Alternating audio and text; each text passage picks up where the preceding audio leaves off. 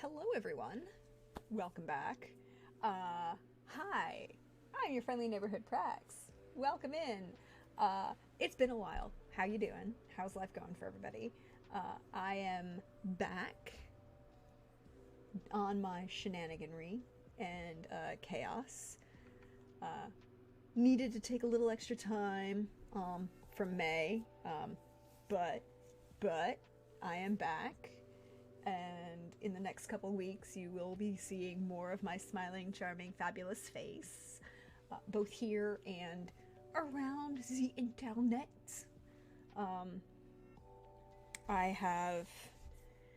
We are almost ready. We're gonna do our session 0 with all of my players next Sunday for Carousel Court. So that means, and then the first game session of Carousel Court is in 2 weeks. Lots of things are happening. A Song of Agapia's Fortune should be back next week. More shenaniganry there. So lots of new things, and you have plenty of... I am getting very excited, Panda. I am getting oh so excited.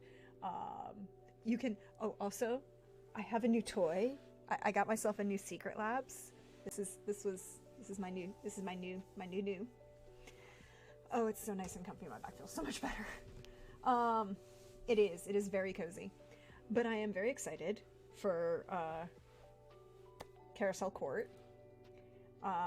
Very much in the final, looking at things and going, okay, I've got 2 weeks to make sure everything works the way I think it does, and I think it pretty will work, and then hope that the people on the internet like it. You know, I feel like a Life cereal commercial right now, and if you don't know what that is, go look it up. It's fine. I know that I'm an oldie, but go look it up. Although I did feel slightly better. I spent most of today helping my parents go through their vinyl collection and catalog it. Felt pretty good that I wasn't quite that old. But some of it was really good. Although my dad did have the best line. Totally deadpan, not missing a beat. So I'm just writing down like the names of the albums, and we're organizing them by Broadway, soundtracks, rock and folk rock, easy listening, which is Frank Sinatra, and then actual easy listening from the 70s and 80s, and you know, all of that kind of combined, and then, you know, opera, symphony, classical music over here, and then this giant pile of miscellaneous. And in the easy listening pile, you know, I'm writing it down and we're going through, it's like Sandler and Young. I'm like, fine, whatever, it's fine. And then it's, oh, and then Donnie and Murray Osmond, and my dad's line is like, well, not everything we have is good. I was like, well, Dad, glad you recognize that. But they do have some really great albums, like, you know, Born in the USA, some even Moody Blues, all 3 of the Moody Blues albums, which is great. Some really great stuff for there. Yes, go look all of this up. Maybe not Donnie and Marie, but everything else is good music. All of it. And so we're back, and we're here, and we're going to be working on some of the final pieces that need to go together for Carousel Court, particularly for next week, with my session 0 for players.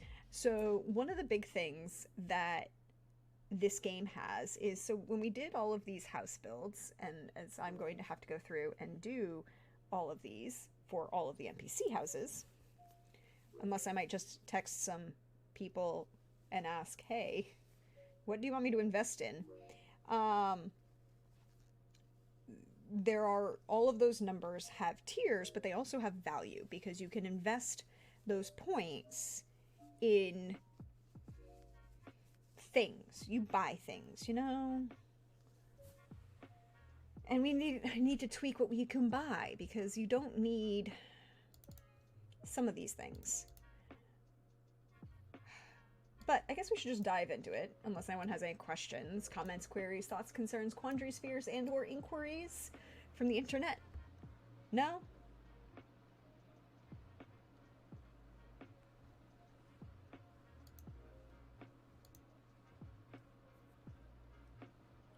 Okay, so we should dive in. Okay, so let's look at what we've got and where we can go. Okay, so we should pull this out so that we can...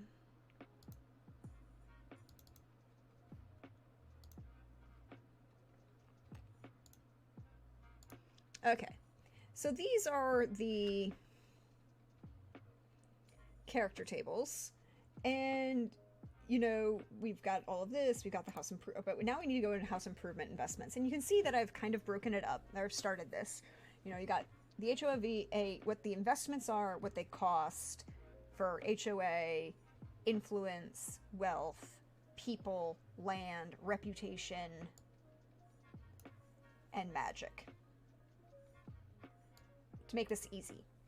And I'm basing this on the book, the actual Sword Chronicle book, and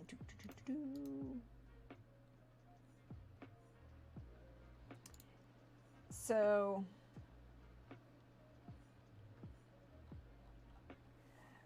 what we need to think about is like what some of these are, right? Like, and what they're not going to be.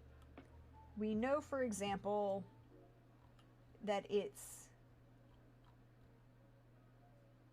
I'm not going to worry about the terrain costs. You know, what things like...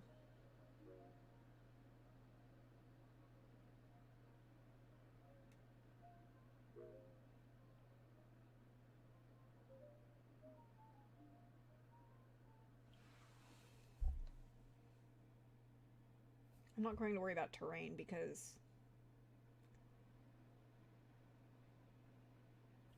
that's not worth anything. It doesn't matter.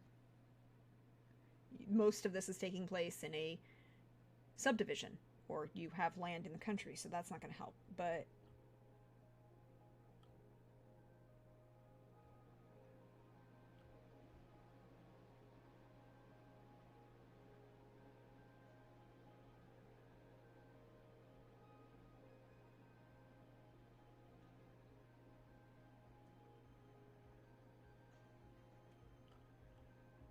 I'm very confused. I'm confused. Hold, please. Okay, so let's influence holdings. Defense holdings. Okay. Holdings. Let's actually look at the book. So we can all be on this, because I am slightly confused, and I've been confused before. So let's make this a little bit bigger. Alright, so holdings. If your resources are later reduced, such as by a blight, sweeping through, or whatever, you lose those in holdings. You define your holdings. You do not reduce your resource. Instead, allocate those points to a specific expression of the resource. You don't need to allocate all of your resources and may keep them in reserve to make some other investments as your resources grow. Yeah, you don't have to use all of your money. You don't have to use all of your resource value to buy all of this, whatever. All the following include much of your resources. But here's where my confusion is.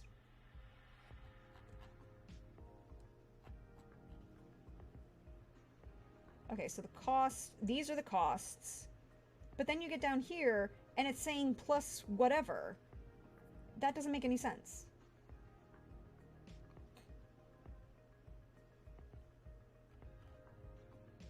A feature is a descriptive element. Okay, wait. Terrain.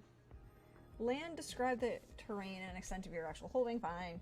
A domain without a feature is barren. A domain must have a terrain and may have only one type of terrain, whatever. Okay, so the cost. So this should be a typo. Like, this must be a typo. Alright. The group has land resource 36, which is considerable given their status. The narrator recommends the PCs choose a spot near Siren Bay and location in the Chronicle world. So the group chooses their first domain to be plains with a light woods and coastline. The plains cost 3, light woods cost +3, and the coastline costs another +3, for a total of 9. So why do you need the plus? Like, that doesn't make sense. Hey, BB, welcome in.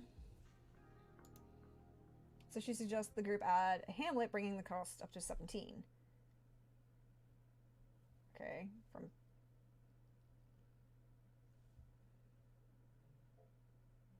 Cost to 19. How do you... Okay, 19, because the hamlet is 10.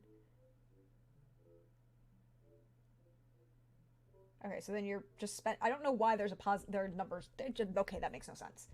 That's just a typo. That's going to be my answer.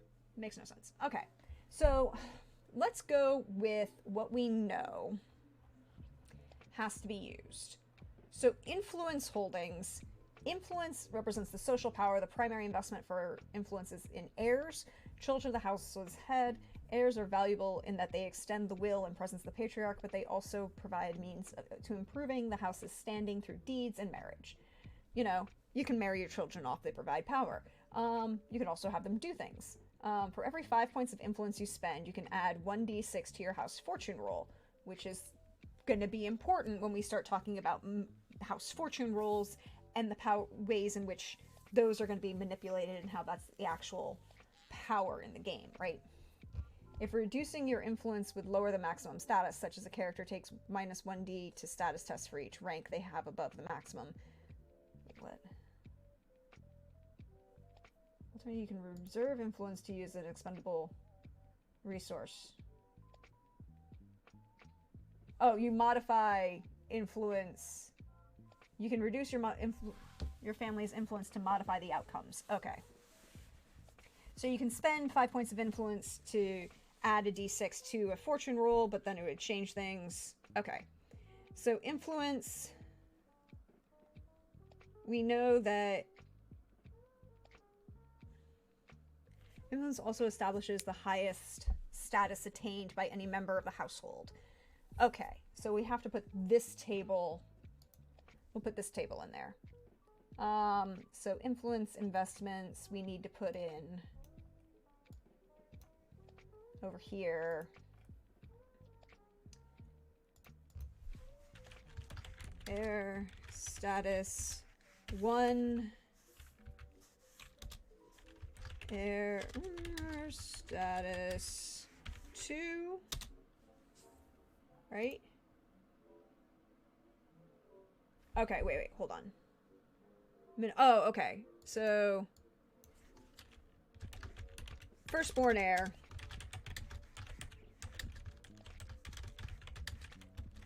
At status 3. Second second child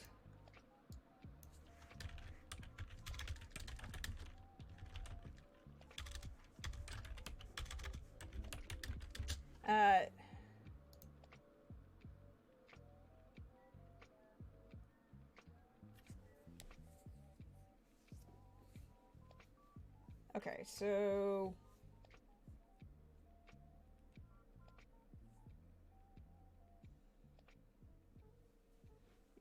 yeah, that's what I was thinking. Okay, so you can have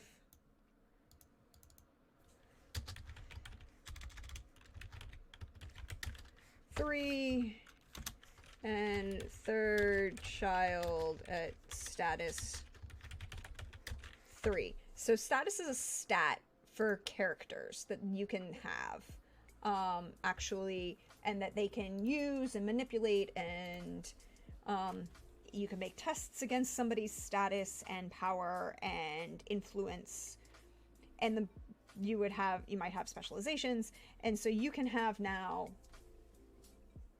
rather than spending character points, you can spend land investment points to get that all right, influence from your okay, so this is 20, this is 10, and that's 5. All right.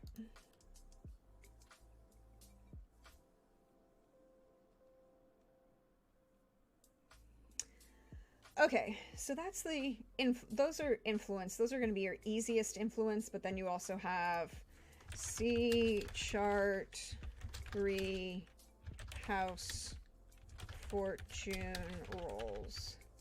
There you go.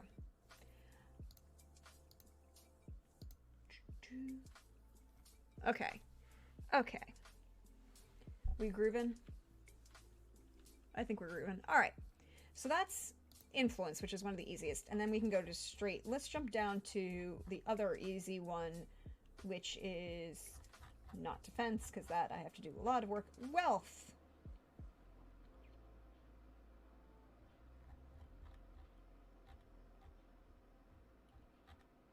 Okay, wealth describes your family's soluble resources, explaining how they generate their income.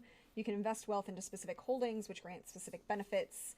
All right, so you must meet the requirements of each holding if it lists any. In addition, the holdings also include a time entry in case you had holding at a later time. Each land holding may have up to 2 wealth investments. You can, but we're not going to worry about that because we're going to... So we've got artisans, guilds, marketplace. Right now I'm just going to put their terms, and then we're going to adapt them based what we need. Mine. All right. So we're going to keep mines, although, and we're going to put store fronts, and instead of, we're going to add, let's see.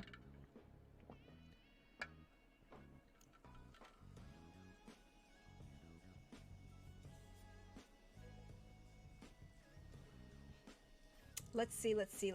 Let's say we use...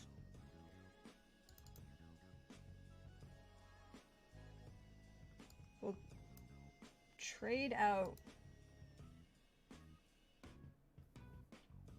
We'll just do manufacturing.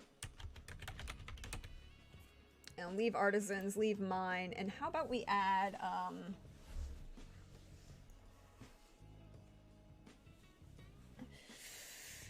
I feel like we need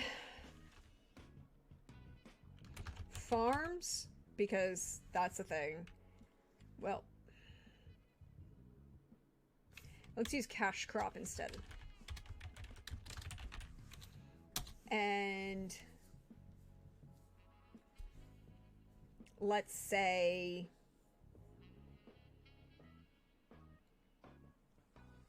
trade.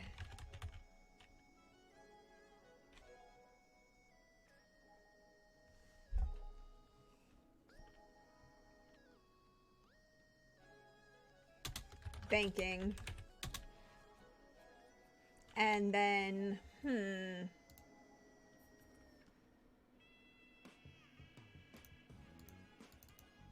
shipping.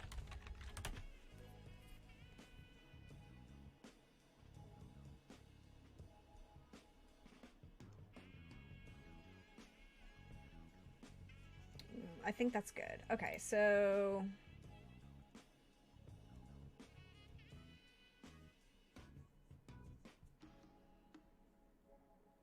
Okay, so artisans, we're going to say 10. Manufacturing is 15. Storefronts is 10.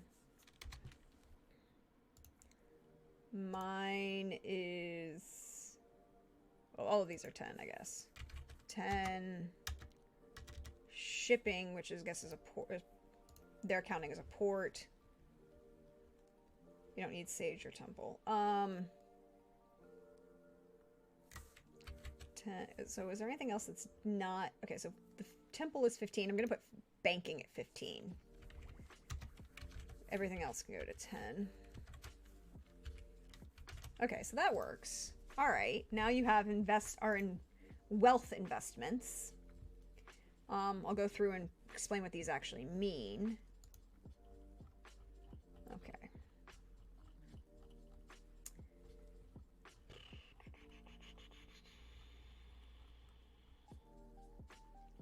Okay, so power, which is our HOA. This is the one that might need the most work. So let's go to populate people next. Like law, you do not invest population holdings. Instead, your population describes the density of people that live on your lands. The greater your population, the more people you occupy your house. Population, again, like law, modifies the outcome of your house fortunes. However, more people bring more opportunities for mishaps. Similarly, fewer people mean greater chance for trouble to brew. Okay. Population resource generates wealth. The more densely populated, the more wealth in the form of raw and finished materials you produce. Each month, your realm produces wealth according to your population as shown in the following.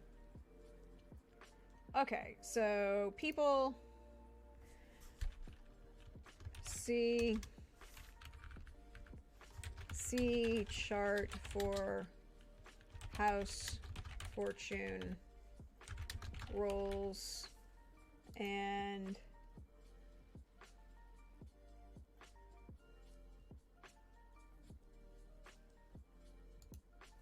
see chart. Okay, I'll put the actual wealth in though. So let's move this down here. And then wealth. So this is why you actually want money. You get 0, 1 to 10. Okay, 0, 1 to 10, 11 to 20, 21 to 30, 31 to 40. Wait.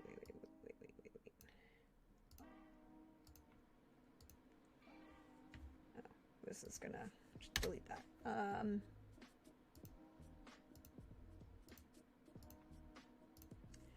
41 to 50, 51 to 60, 61 to 70.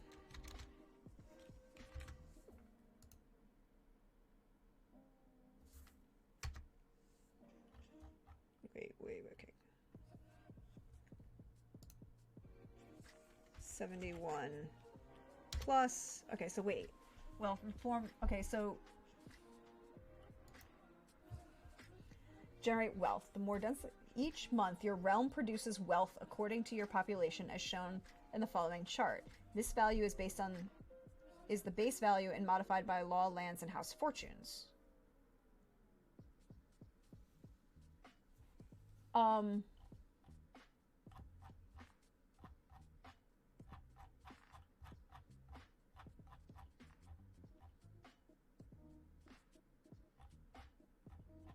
I am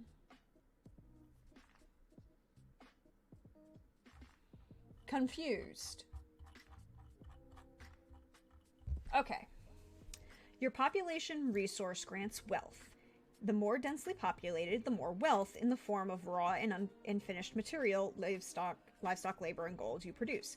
Each month, your realm produces wealth according to your population as shown on the following chart. This value is the base and modified by law, lands, and house fortunes.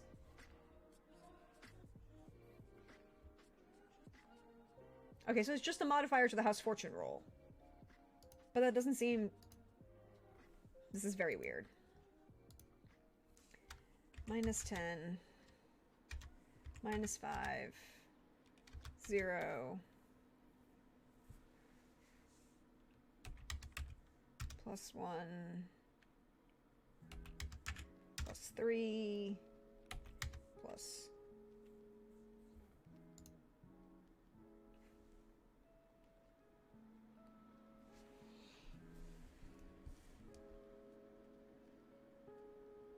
Oh, I see what's going on. So it's actually better for you to be...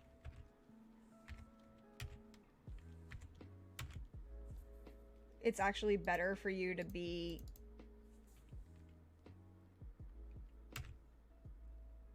like, mid-tier in population.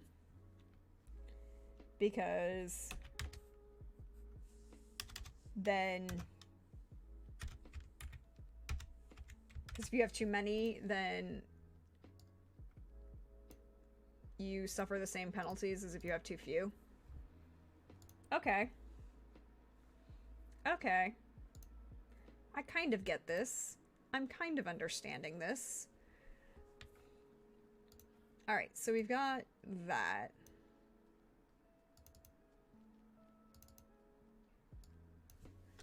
House fortune modifier.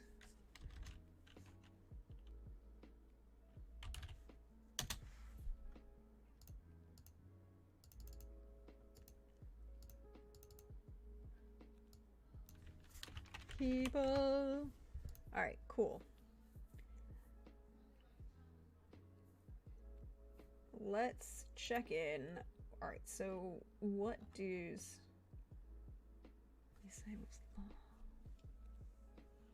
Reputation. All right. And then like... Okay, so it's not the same spread. But it is... This part is the same. So we'll take this, and this goes over here in reputation, and then paste. And then it's reputation. And then this is reputation, house fortune modifier.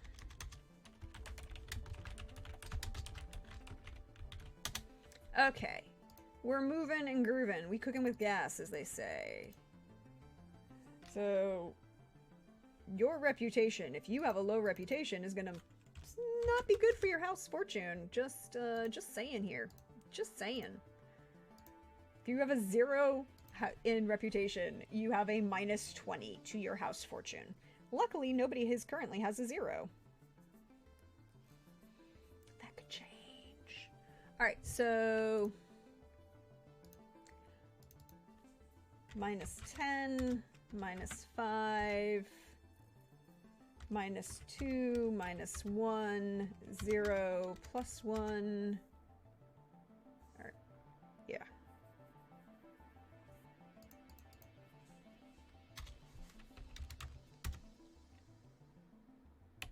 +2, +5. Cool. Some people's house fortunes are gonna be really great when they start, and some people's are not. That's great. That's great. So let's then go to...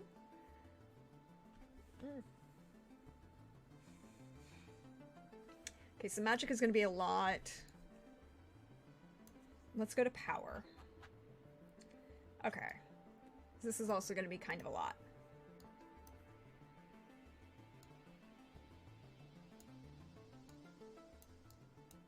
Alright, so... From your power you derive your family's military might, it's sworn swords, it's law... Okay. You can invest power in ships, units... Okay.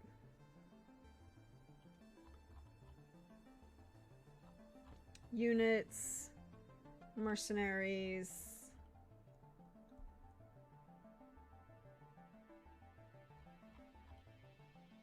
Okay, so... Instead of military might, you have HOA. And I think instead of a vassal... Hey, Crit, welcome in. Thank you for that resub. Why are my alerts not going off? Hey. Hey, alerts, why you no work?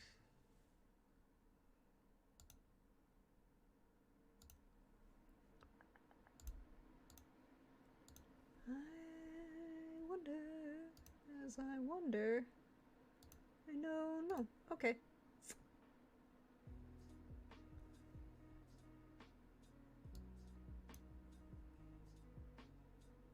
Who knows? All right. How we doing? Okay, so we're working with... All right, so instead, what I think we're gonna do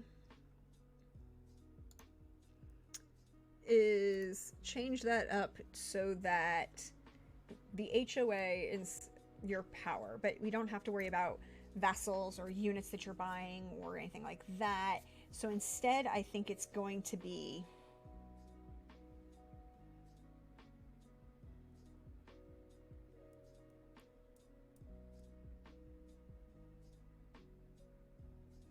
Oh, is it just straight votes? Is this how many votes you have? In like the country club? Or...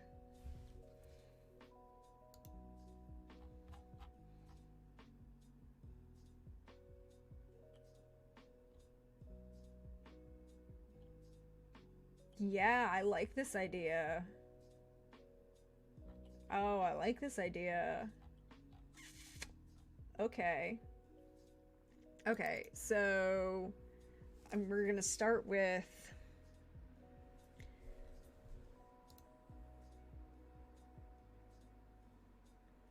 what do we need? We need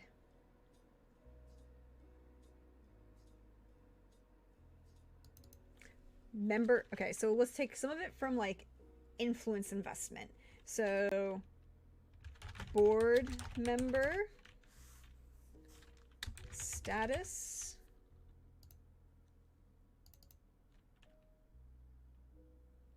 I'm gonna actually put those house fortune rules on here. So board member status,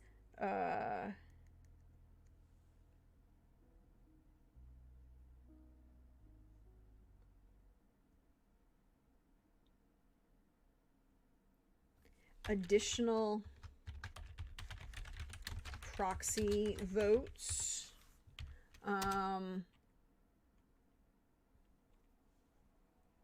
What else? What else? Because they're saying power is in your military might, which is not just your, you know, how many military you can vest. Because again, the Sword Chronicle system is based on a sword and fantasy.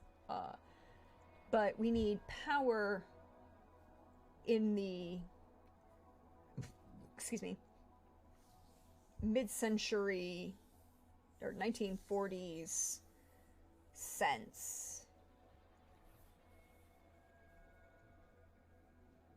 So we've got the board member, you know, country club board member, you know, member of the country club, additional proxy votes,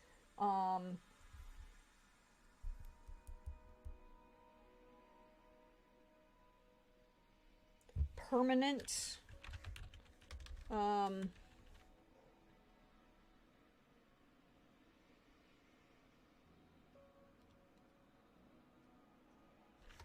voting member status.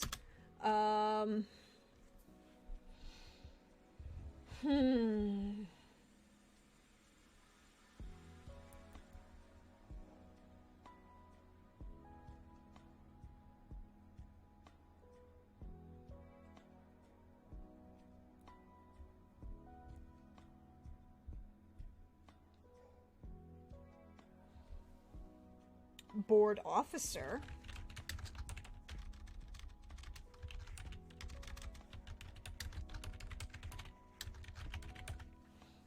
Okay. Okay.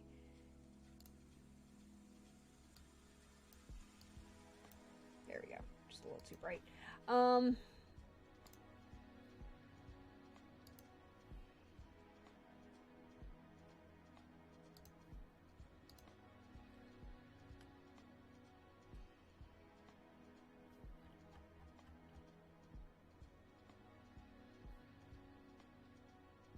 Okay, so if we say board officer status is 20, voting board member is 15, or board member status, or additional proxy votes is 15, or no. 15, 10, and 5. And you could take additional proxy votes multiple times, but you can only take the others once. Yeah, I like that idea. Okay. Okay. I'm feeling it. I'm feeling it.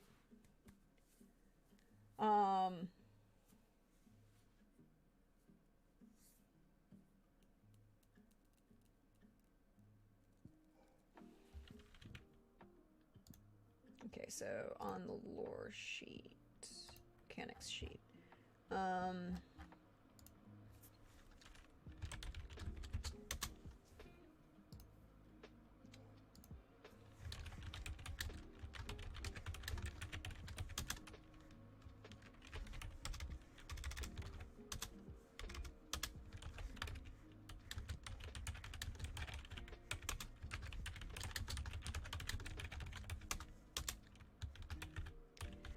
additional proxy votes may be taken more than once each and a single additional vote.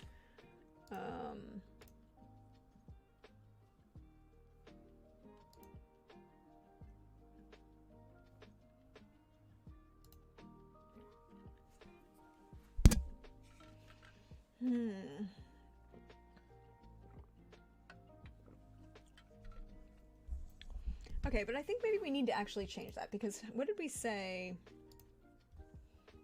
How to get into the country club? What is the level you need to be in?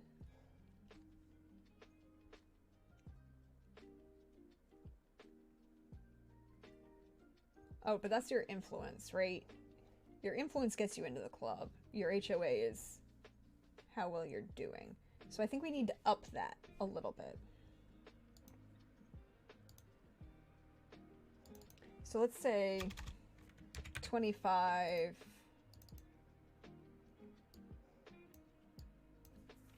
15, 10, 20. Because what do you got for HOA? So an HOA at 20 is a little well loved. You could invest all of your HOA. But what else would you invest your HOA in?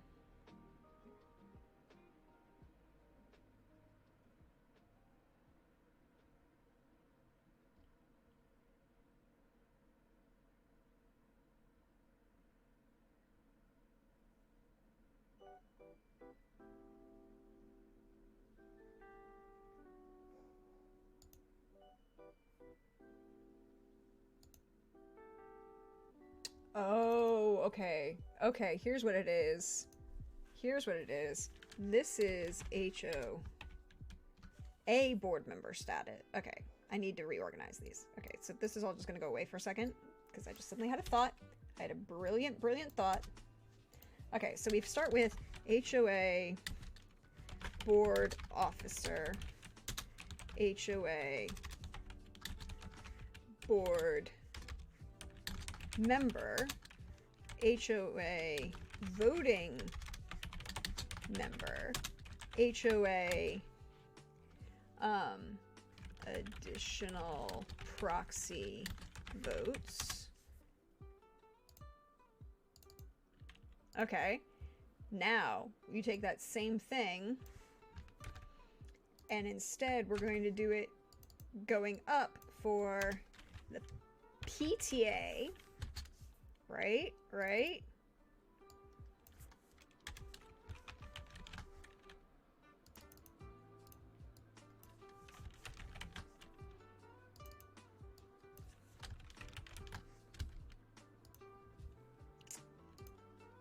And then I think it goes HOA, PTA, country club is how that's going to break down. So you as a family could invest in both a PTA and a HOA board status, or you might need to, you could only maybe afford one of those or two of those. And then country.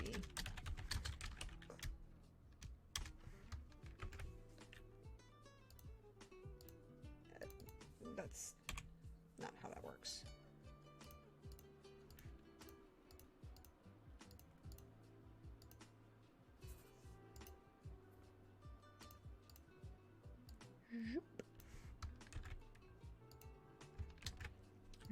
All right. Country club. I'm just going to change that to CC. So this works. So now you actually have a reason to invest in this. All right. So then we're going to start at additional proxy votes are 5 for everything. Right? Like, okay. So 5, 10, 15, right? So your additional proxy votes go from 5 to 10 to 15, which means 5, 10, 15, 20. They start at 10, so then this is 15, 20, and 25. They start at 15, so they go 20, 25, 30.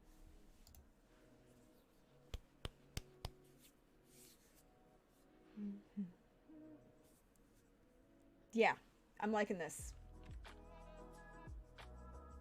I'm liking this. All right, so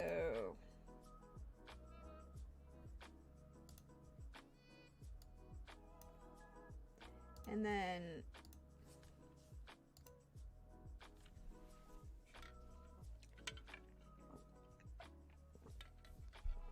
we say HOA equals plus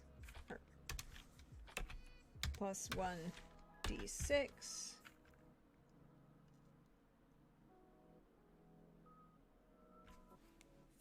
or do I just want to do a value? I think I need to do a value. I think it needs to be a value. I think I need to insert a column to the left. HOA investment modifiers. Okay. So we're going to say that additional proxy votes is +1. Okay. Okay. A voting member is +2. A board member is going to be +3. And then a board officer is +5, I think. And then I think this is just double, right? So everything else is, so for each tier, it goes up by 1.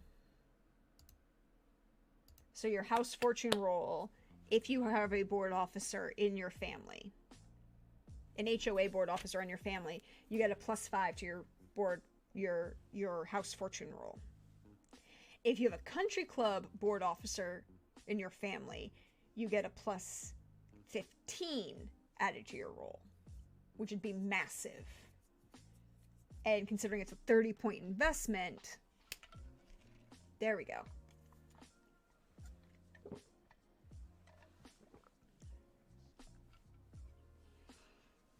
I'm liking it. I'm liking it.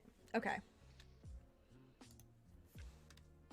So +3.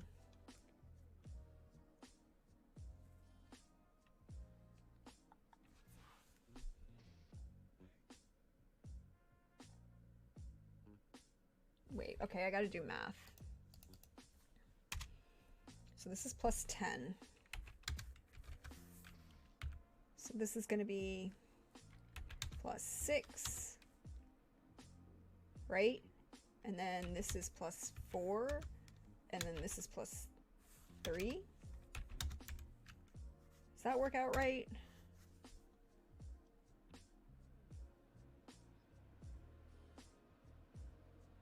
No, it's +2. I can't math.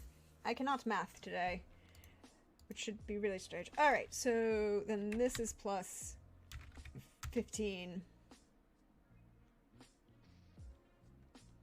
+9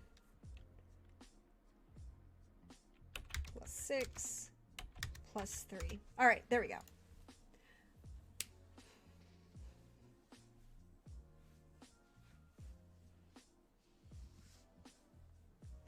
Okay, so that's actually a pretty good spread if you have the investment to spend in your HOA.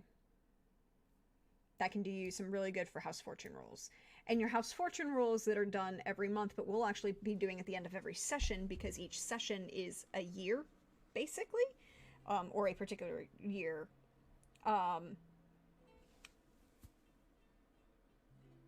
Is going to change the can change the statuses of your house and your the things you can invest in. So the fortune rolls can be very good.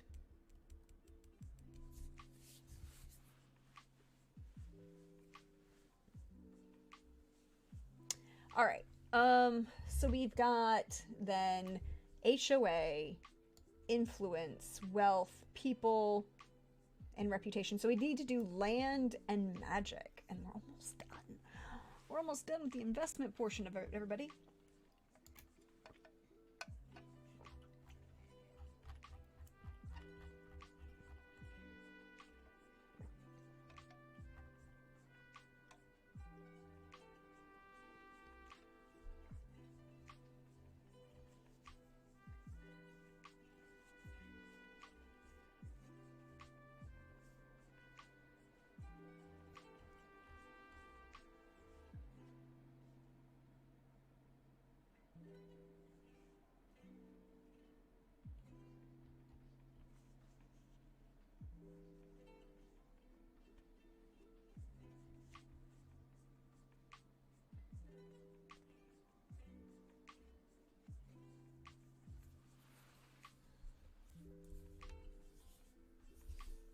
No, why?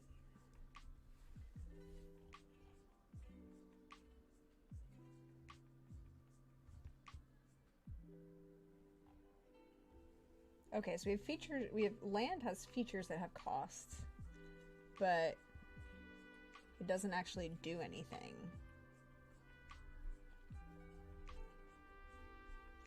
But I think I want to make land an investment, right? You want to have something that you can do things. Where's the what? Okay, what is the shark for? Oh well, I'm here for the shark dabs, but you know, trying to figure out what. We'll come back to land because that's going to be hard. All right, so defense, which is magic. Okay, so in magic, what did we say? We said occasional individuals with magic. Okay, so what we're gonna say is we've got family training, formal training, wards,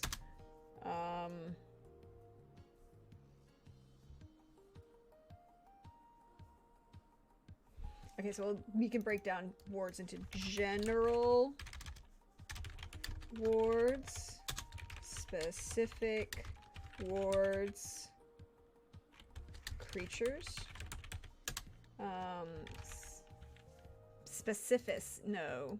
specific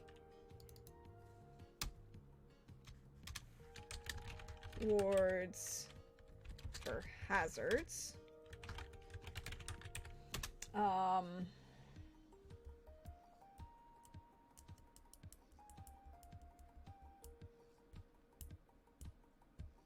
Ooh. Apprentices. If you have high enough, because you're almost done with this section, that merits Shark Dab Celebration, I will take your meriting of a Shark Dab Celebration. I need to make sure that this is done for next week so that you all can decide what you want to invest in for your houses.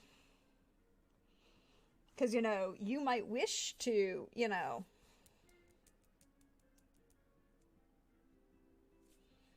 invest in certain things to improve your...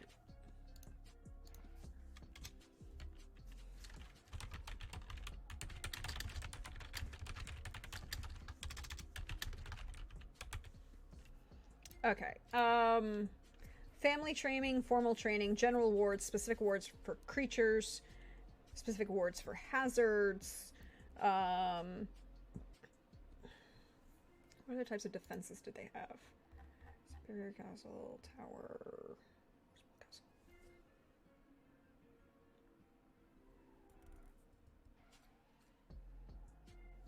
Ooh, no, that won't be an investment, though.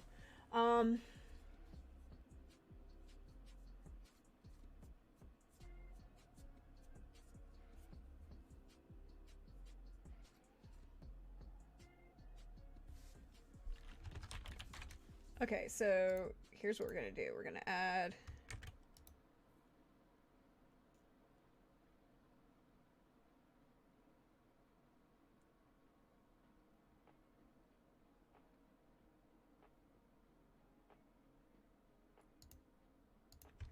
family training, and then for the heir, and then formal training for the heir, general wards, specific wards,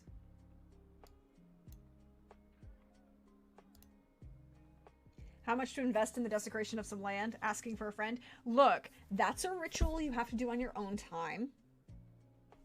And you might want to maybe talk to some people there's this other family in town that's full of fallen angels, and they have some demons on the payroll. They might be willing to desecrate some land for you if you can come to an agreement. I can provide an introduction. Hey, Pope. Do your demons work in desecration? What? But if you want to train some of your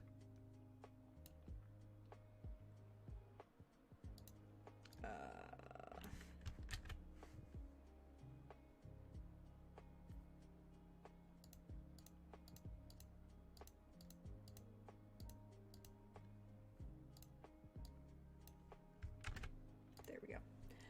I feel that this is not I have to change those blessings. I have 6 now. I have 6 that will go to me for the beginning of, I have to change what the blessings will be. We'll have to talk about that. We should talk about that today, too.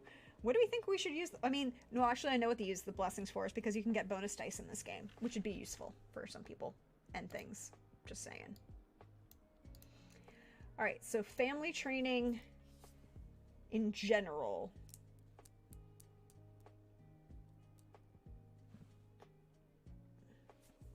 Look, I got one guy with lots of custom with newly uncursed lineage. Pope is lurking. Or he was lurking. He might actually, you might be able to get him to tell you. If you can want to have negotiations, that's you guys. I'm gonna subtly encourage it. But, alright, so family, okay, so we're gonna say that the general awards, you can only take 1. Okay, so magic. General wards only once. Specific wards more than once. Must specify.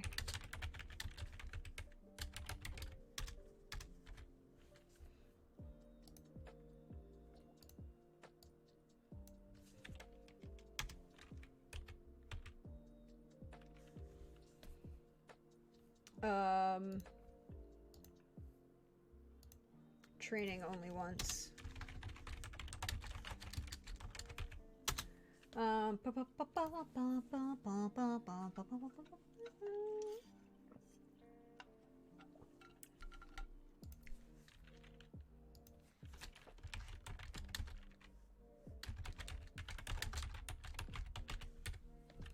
Okay. Cool. So we're going to have a cost and then what that modifier benefit is. Okay, so we got family training. Family training, I'm going to say, is a +5. Family training for the heir is a... No, wait, that's not what I want. We want this to be cost. All right, so family training is going to be a 5 investment. Or no, it's going to be a 10 investment. No, I liked it better the first time. 5 investment. Family training for the heir. No, I think it should go the other way. So 10 investment for general family training for your heir.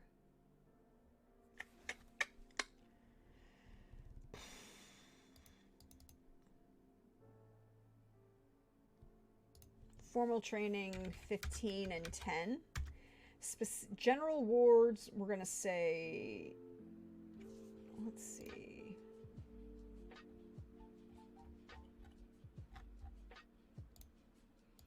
General wards, we're going to say 20. We're going to say 20. Wards for specific creatures, we're going to say 3 for creatures and hazards. So you can take those specific wards more than one. You can take specific wards more than once, but general wards are, you know, the most powerful. All right, so then family training is going to give you a +3 to your house fortune roll. For your heir is going to give you a +2 to the house fortune roll. formal training is going to give you a +5. And for your air, a +3. This general wards, I feel, should give you a nice boost of a +10. And then specific wards, for each specific ward, it's going to be a +1. Not a 10, a 1. There we go. I think that's fair, right, guys? I think that's fair. That's fair. That's going to mess with your house fortunes. All right. I'm feeling it. I'm feeling it. I think that works. I think that works.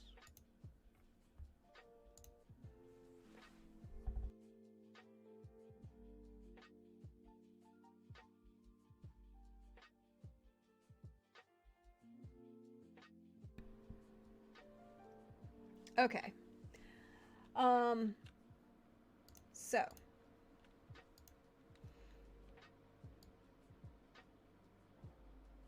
And that could be very important later.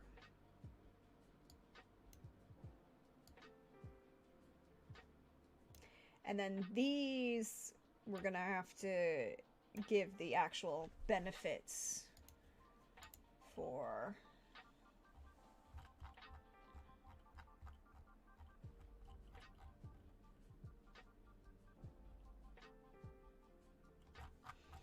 For wealth, what does they do? I'm gonna have to go invest in wealth and figure out what the wealth.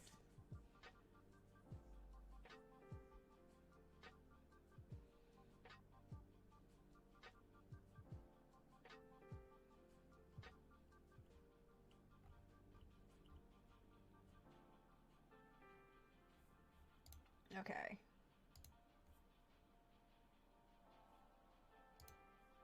This is just gonna make my life easier to do it this way.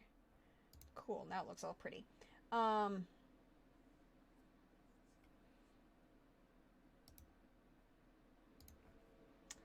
So, wealth, house, wealth, fortune, modifiers. Okay. Okay, so what do they say? We've got artisans give you a...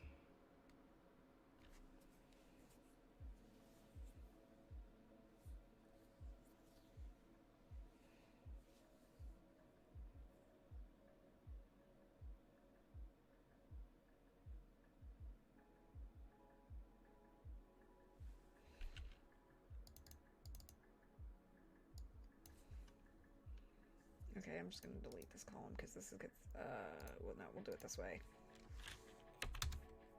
+1 other benefits, which is not going to be on here for right now, but this is going to make my life easier.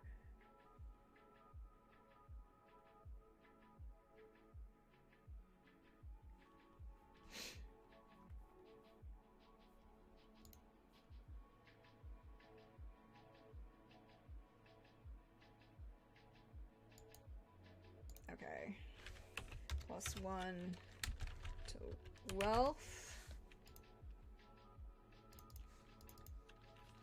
per month, which is actually not really going to be per month, but it's per house fortune roll.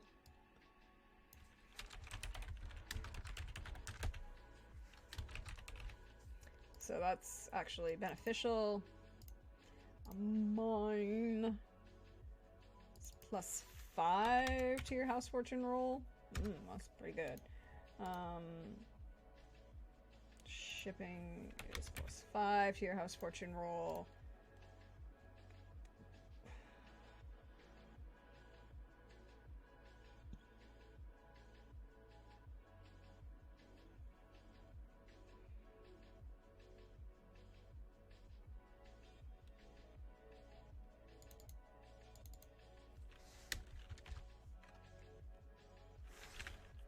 +1 d6 for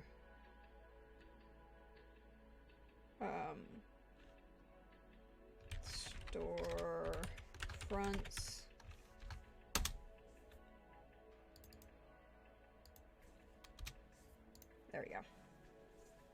So that'll be fun.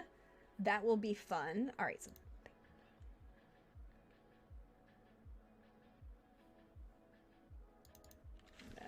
like just +5. I'm actually gonna make this a plus.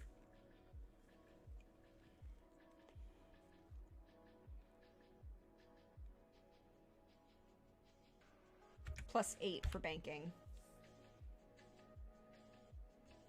And then manufacturing +3 and other benefits. And then cash crop is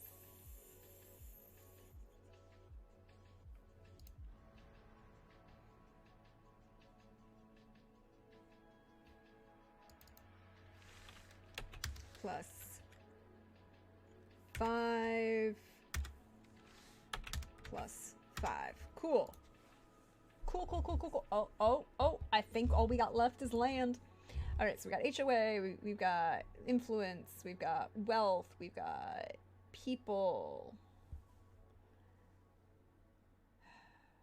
reputation. Okay. I am tweaking these rules a little bit. Like, the mechanics are still there, but what they're doing is going to be different. Sadness, I am out of water. Okay. All right, so land. What are we doing? What are we doing with your land?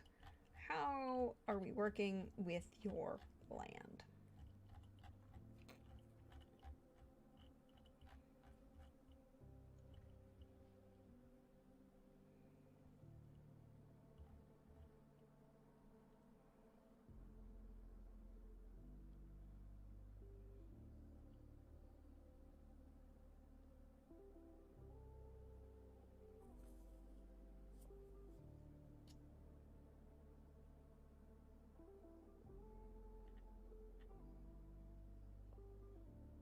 Okay.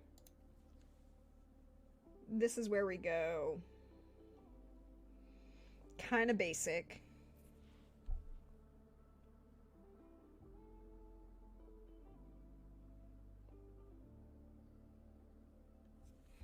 Because in the actual game, it's concerned more about, like, Sword Chronicle itself, it's concerned about the terrain and how that would tie into your warfare system and how that all works together. And that's not really to the benefit of what we're doing, right? Like, what we're doing is much more social manipulation and all of these things.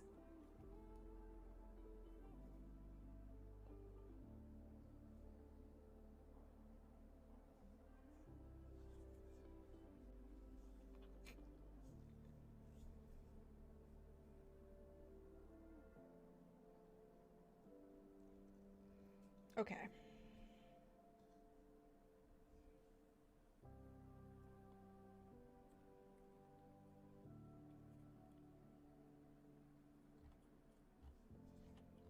Okay. Let us think. Let us contemplate and cogitate.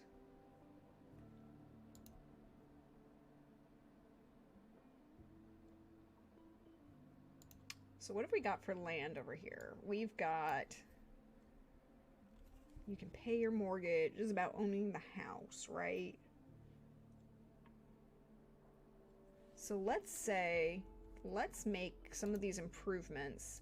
Let's say...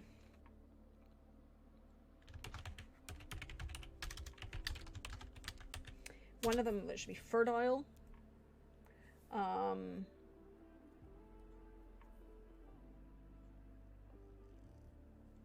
Ooh. Oh, I like this.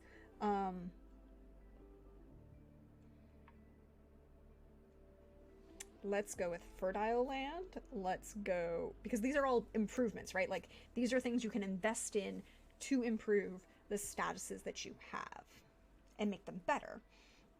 So we've got fertile land. Let's go with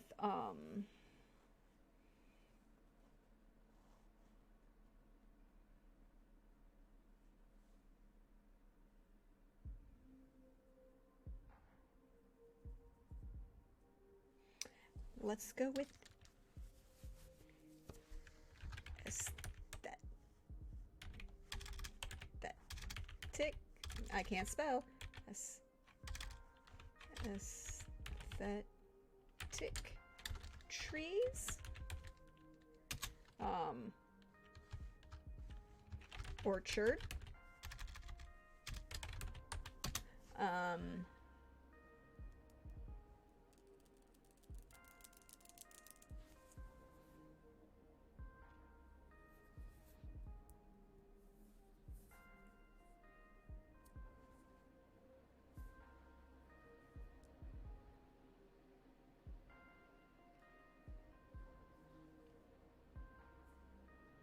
Swing set.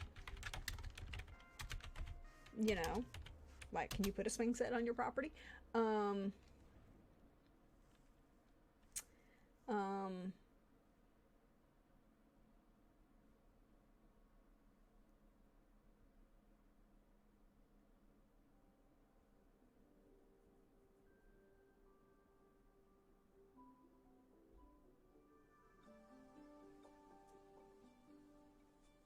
What else? What else can we invest in?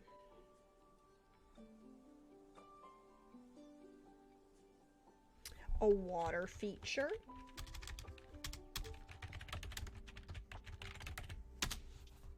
A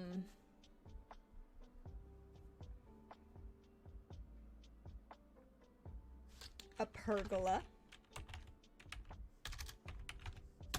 Right?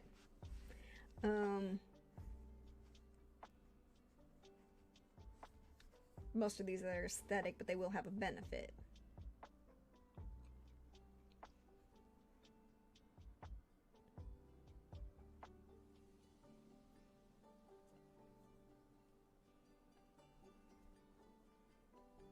Okay, so let's say for fertile land,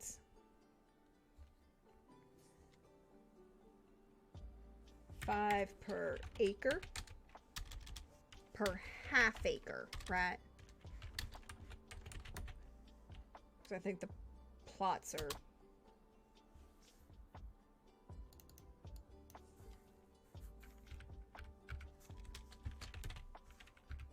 aesthetic trees. I'm gonna say 2 per tree.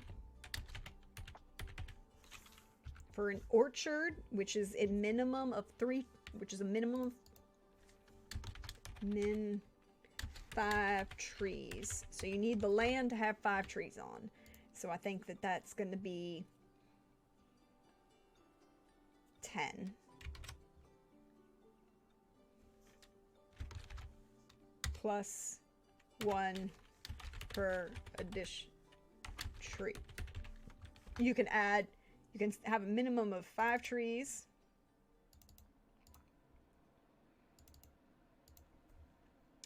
And a swing set, I think a swing set is just going to be a straight 3.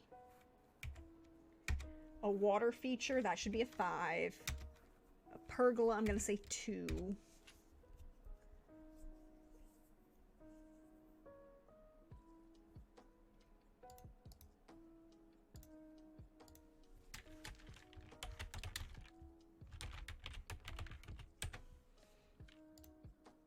Okay, so if you have an orchard, you get a plus 2.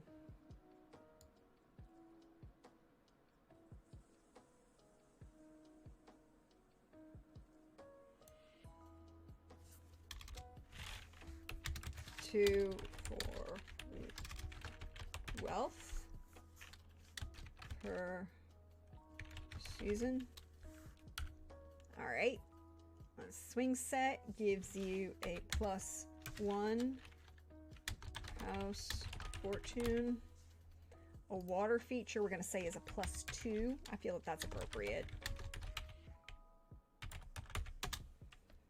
A pergola, oh, well,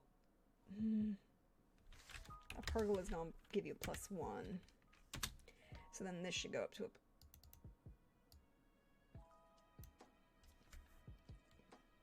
that should stay at 2, and we should put the swing set also at a 2.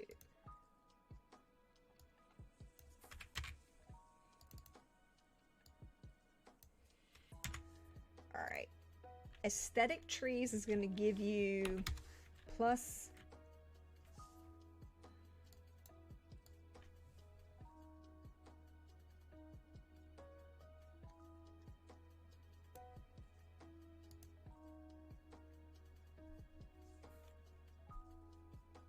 +1.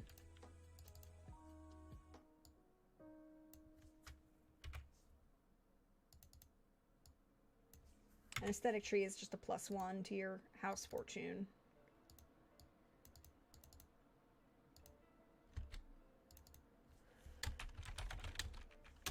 Okay, and so the fertile land is going to be a +3 to cat.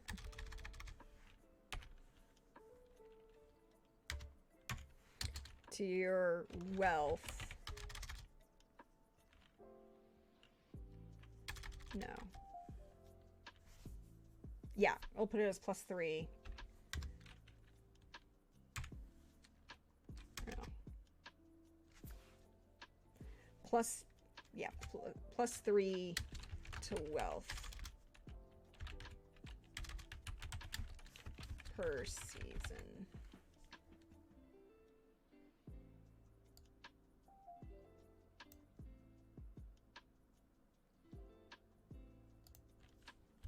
Per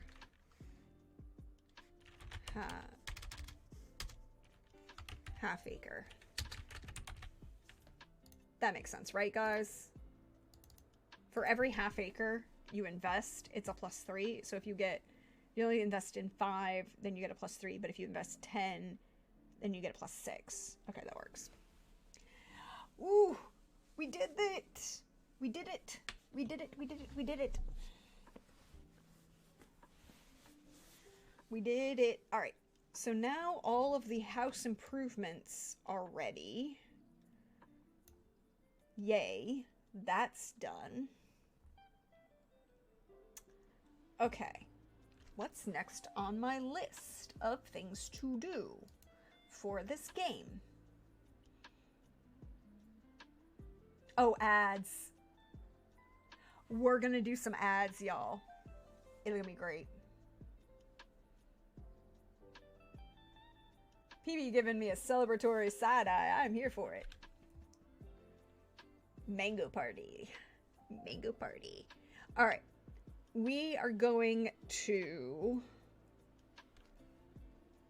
I think it's 9:15. I think I'm going to take a short break, mostly so I can go get some more water. And then when we come back, we're going to talk about ads and how different things that we're going to break up and use as markers for time points. But yeah, so everything is ready for the players. Is everything ready for the players for next week? All right, so we've got...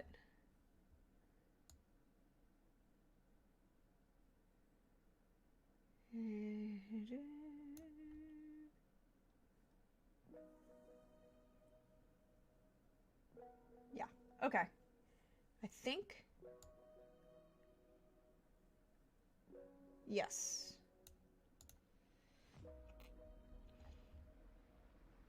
Oh, I have to go through... No, I did these. I did these.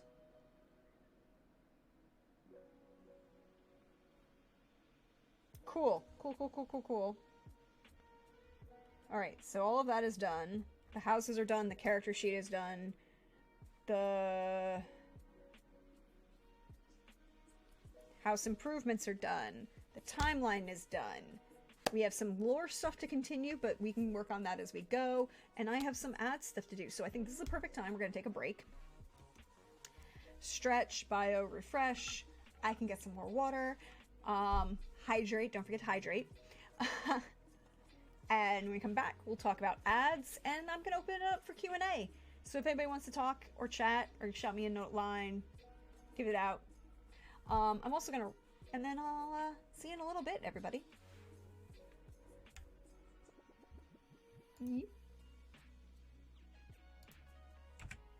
Bye.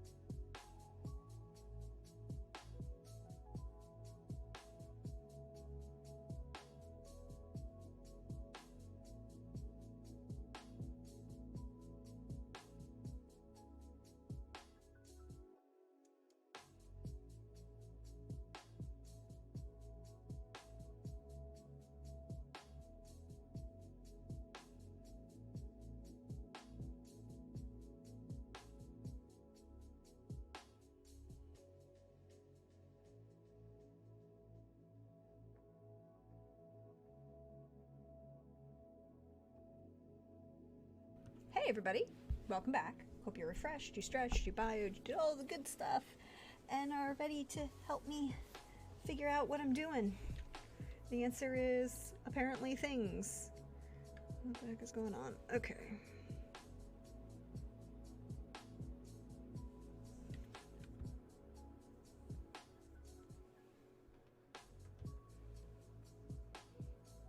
Okay. So.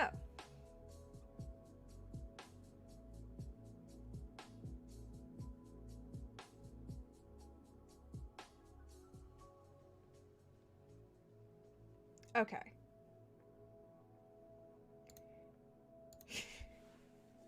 Sorry, somebody just sent me a post and a message that they're like, you know you can Uber from Boston to New York? I'm like, bitch, there's a bus for 12 bucks. There's an Amtrak for 30. Why am I going to spend like $800 to take a car from New York to Boston? And then, oh yeah, by the way, you got to pay for that guy to drive his, the driver to go back to where they're from. Plus gas. Why would you do this? It's like, oh, it'll save me money. It's like, it's not going to save you anything. If you want to save money, get on the train. It's cheaper.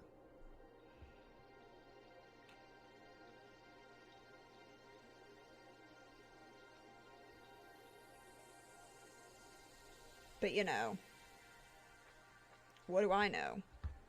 I'm just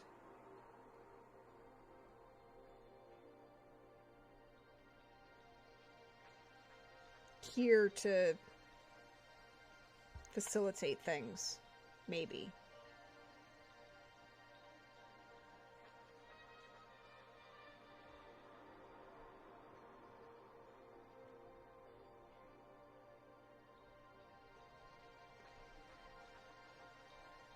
So, we are back. We are working on Carousel Court, which is in 2 weeks from tomorrow, is the season premiere, and we'll be doing 6 episodes for season 1, and then there'll be a short break, and then there'll be, there's 3 arcs, and arc 1 is 6 episodes, and arc 2 is 6 episodes, and then go from there. We're doing pretty good. We're almost... all of the houses are built. We've got all of the tables ready for players to come and,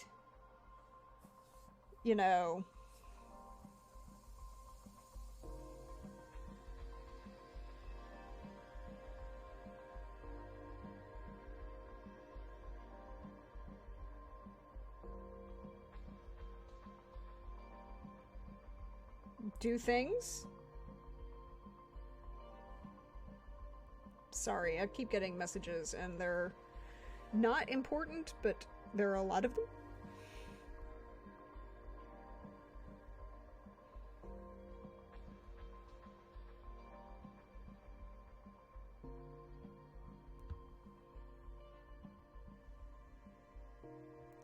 Okay. I can close that now, finally. Thank you very much. Okay, so we're back with our handy-dandy little life choices here.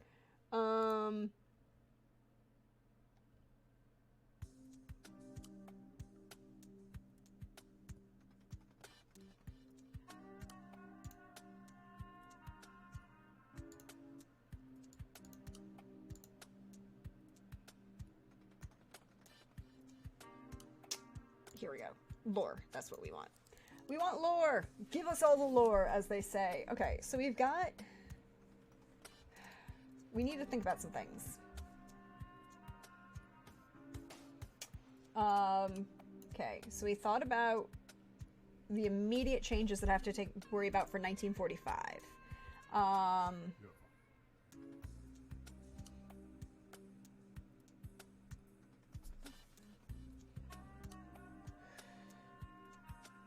We're gonna get rid of segregation early, or at least in the army early. We'll figure out how that plays with the rest of history later.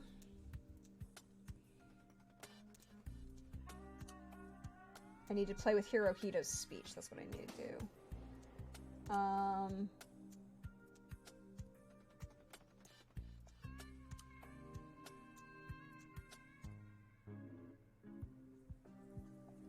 Okay. Are any other major pre-World War II changes we need to consider?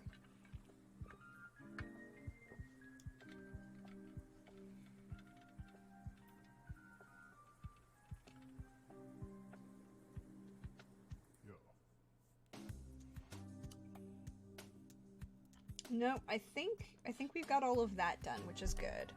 Now we need to talk about ads, right? So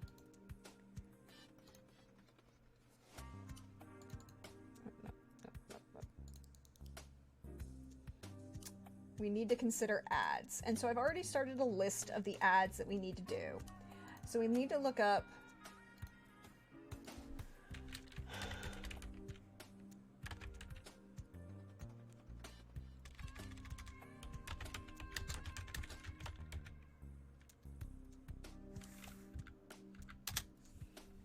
the Marlboro. Look, there are gonna be ads. Here are the ads that I've already picked out. We're gonna need to write up a Marlboro, like a smoking ad, a Marlboro Man ad, the modern kitchen / TV dinner / happy homemaker kind of ads that became really popular in the 50s. Some of those kitchens, by the way, look, are still kind of like, I want that in my kitchen. Why was this never, you know, why can I not get this in my kitchen now? Brill cream. We need a Brill cream ad. We need a Mr. Clean ad. And I think we could lean a little harder into some things. Is it still a genie, or do we change it up for like a brownie kind of, you know, lower level fae elf kind of thing? Frozen food, specifically frozen vegetables, with the Jolly Green Giant and Sprout. I think we need an Alka-Seltzer ad, and we need a car ad, right? Like, car ads are going to be important. So, I feel like we start with Marlboro Man. Alright, so we can... New document. Marlboro Man ad. And you're gonna put this in Carousel Court. Alright. Okay, so we know that it has to be a Marlboro Man.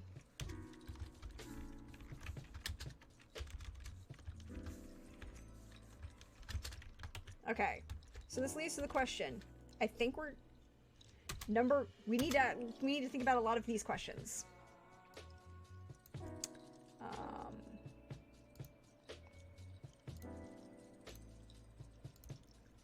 First things first. Keep male gender stereotype. I think we do, right? Like, I think we have to keep the gender stereotype.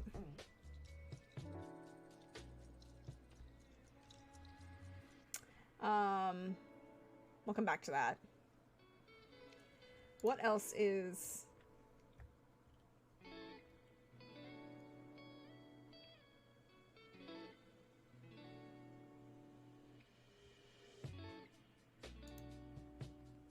interesting.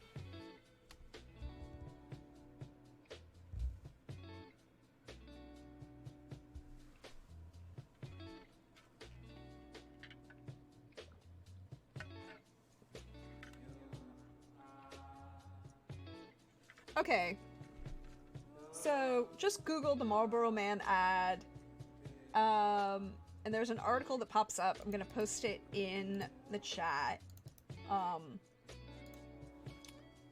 from Business Insider in February of 2020. Vintage ads show the hidden legacy of the Marlboro Man. The brand first became popular as a women's cigarette. Interesting, right? Like, now personally, I never smoked, and none of my family smoked, so, well, it's not true. My cousins smoked, but they smoked other things. So with this, well, it's also not true. Mary Louise smoked. My great aunt Mary Louise. But Mary Louise also was the only woman I ever know who had both a gold-plated cigarette case and a gold-plated cigarette holder. She wore Chanel No. 5 her entire life.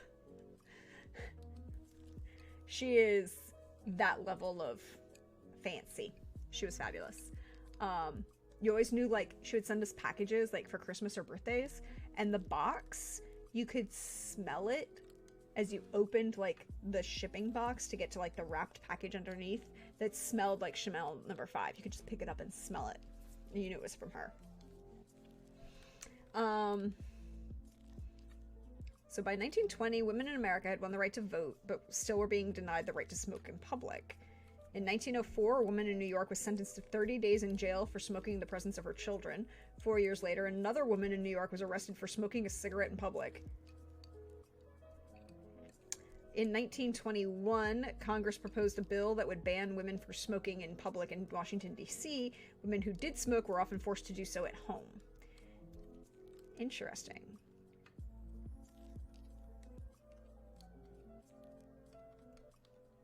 Marlboro ads helped shift that narrative. They depicted smoking as glamorous rather than unladylike. Because, you know, they wanted the money. Many of the women in these advertisements had dark lips, long lashes, and perfectly coiffed hair. Look. Look. Their cigarettes were perched neatly between two fingers. Marlboro even marketed the cigarettes as an accessory for bridge parties or limousine rides.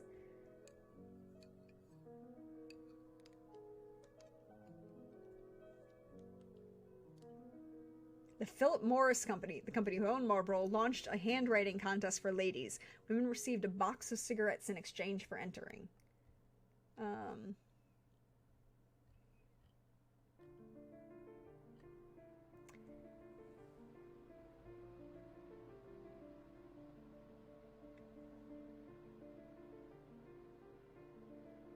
As cigarettes became more popular among women, Hollywood started to show actresses smoking on the silver screen. Yes, they did.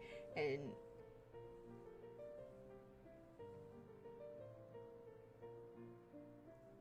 look, the most this is a very interesting article.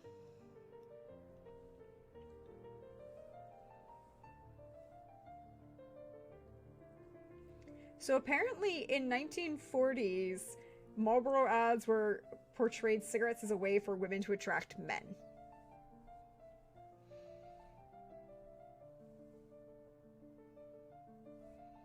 The thought is that Marlboro appeals to women who want to reject classic femininity, but I think that's too simplistic. While there may be some of that, I think it is also because women smoke the cigarette that's in the house. Yeah, so Lucky Strike was more popular. Okay, so do we do Marlboro or Lucky Strikes?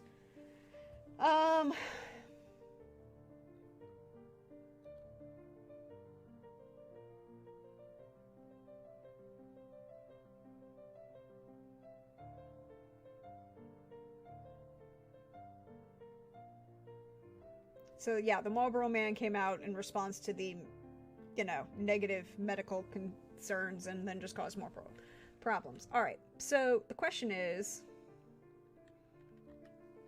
do we use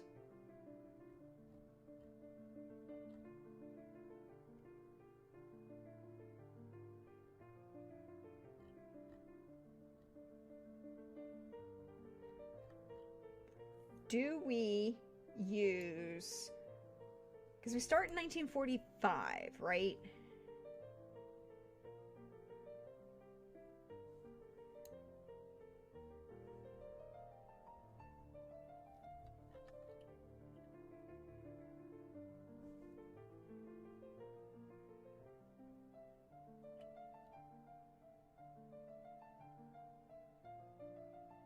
Okay, so 1954 is the release of the Marlboro Man. So I think we need to have well, let's see, what is the Lucky Strike ads? Lucky Strike ads 1940s. Although there are both men's and women's Lucky Strike ads in the 1940s.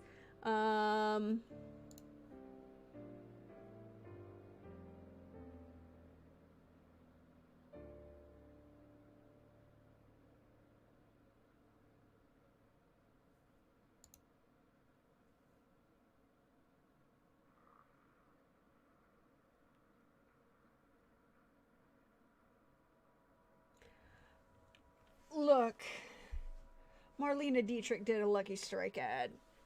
That's all you need to know.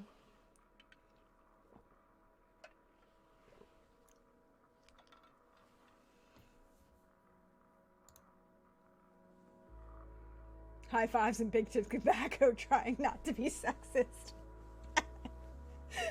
Look, I didn't say they were good. I just said they were...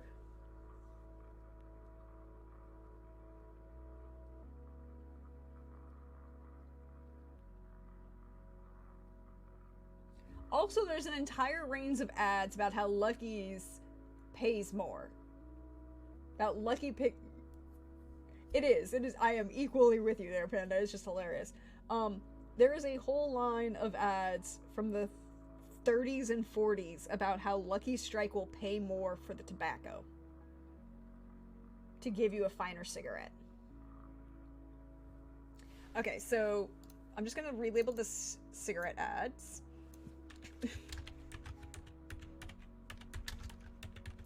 But we have 80 years of no better to laugh out about now. Look, that's the thing is, like, we knew in the 51 that there was evidence that men who smoked died sooner than men who did not smoke. My mother's parents may have smoked, like, occasionally at, like, events, but were like social smokers, but it wasn't a big thing, again, just in the communities in which they were living. My father's father, was in the Army. Technically, he was in the Army Air Corps and military intelligence. So he smoked.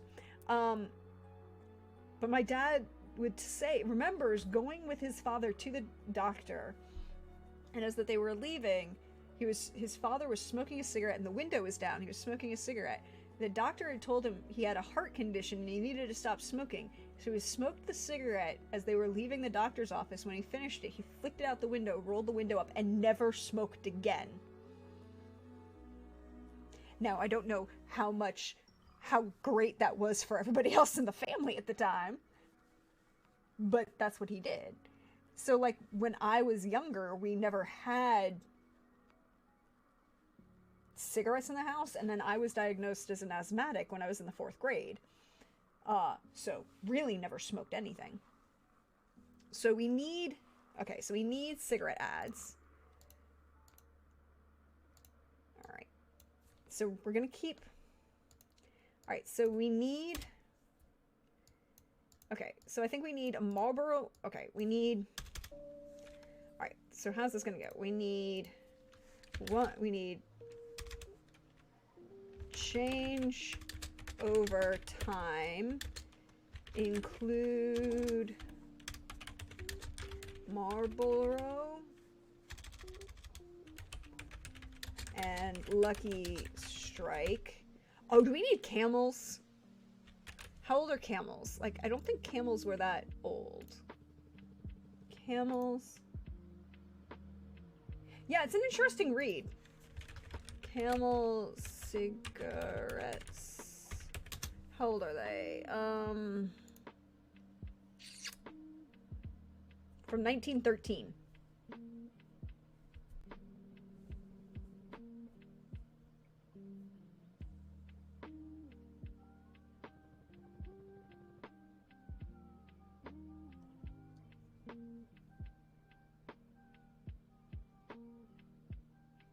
Okay, so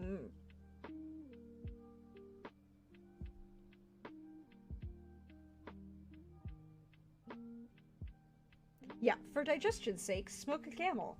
Um,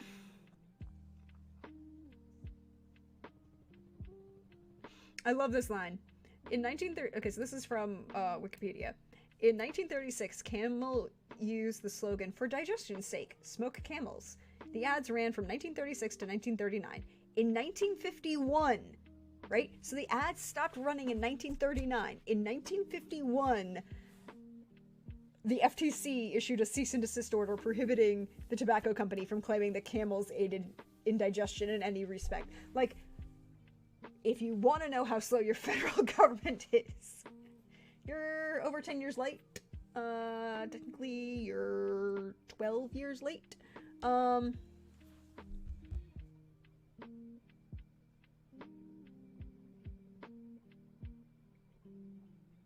Yeah, so in 1946, the Camel advertised that their cigarettes were being the favorite choice among doctors from every branch of medicine, making smokers believe that they were safe to smoke them. They weren't. Ads featuring the slogan were seen. More doctors smoke Camels than any other cigarette, became the mainstay of Camel advertising until 1952. Look, they just straight up lied to people. Okay. And they sponsor NASCAR and other Formula One cars. No, until 93.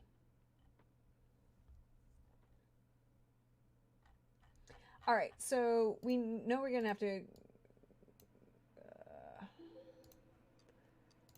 Camel, Marlboro, Lucky Strike, and Camel, right? I think those are the 3 that we're gonna include.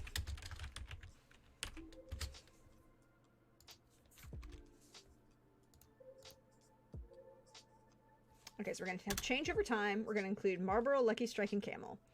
So 1945. We got Marlboro luxury brand targeting women and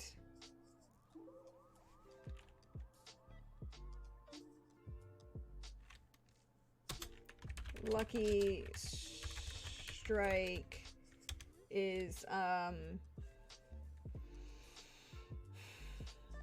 what are Lucky Strikes? Claiming to spend more to buy tobacco.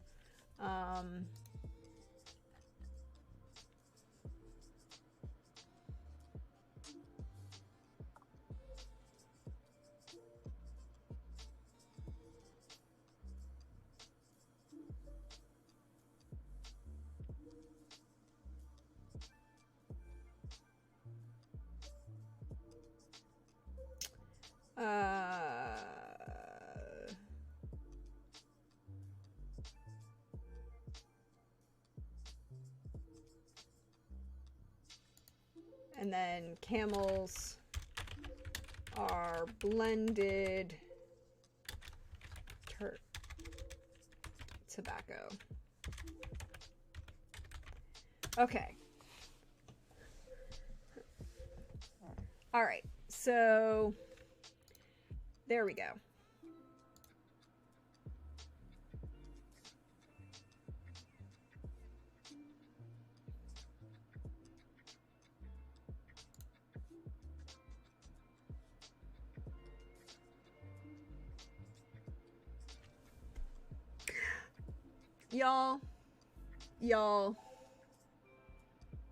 Y'all, I want you to know something right here. I want you to understand what I am about to show you.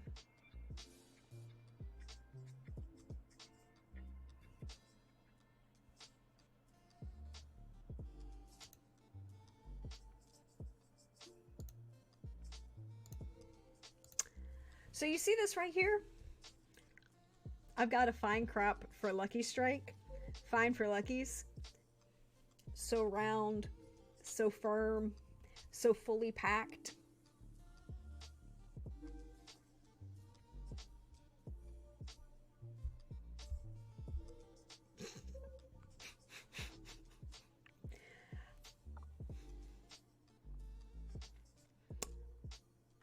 So free and easy on the draw. I want you to understand this.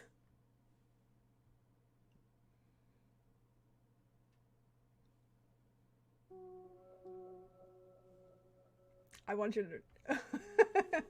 I'm glad someone out there is getting it with me. I couldn't not, y'all. I could not.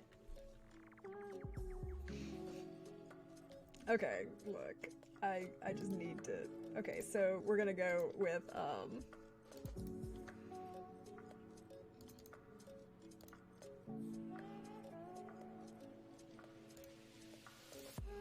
Okay, so we got Lucky Strike. Hi. Okay. So Lucky Strike seems to very much be focused right now in the 40s on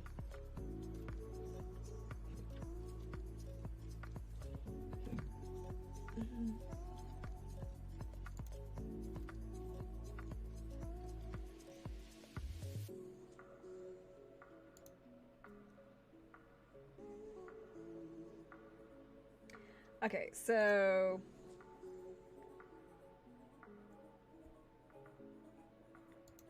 Lucky, okay, there's also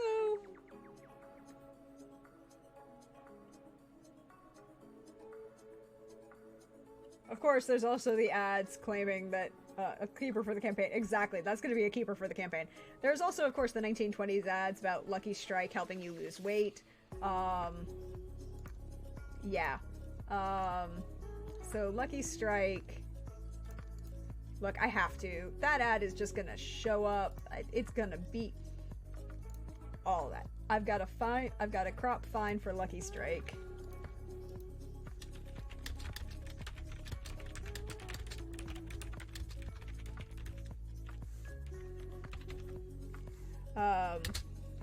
What is the rest of it? Fine for Luckies.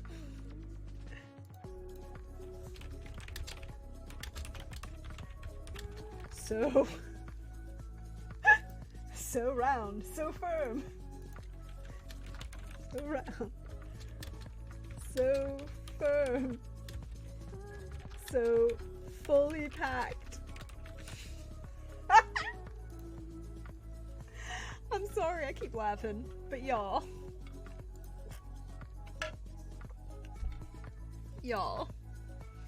I want you.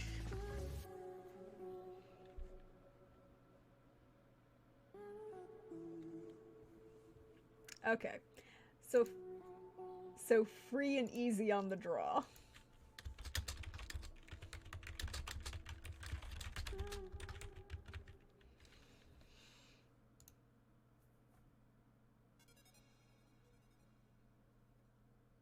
Yeah, and the ad is actually from 1944, so that's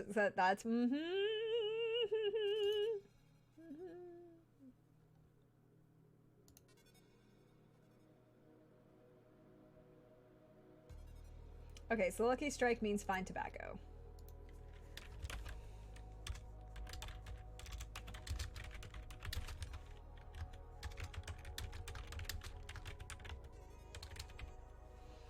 Okay, so we've got our Lucky Strike copy that we will tweak.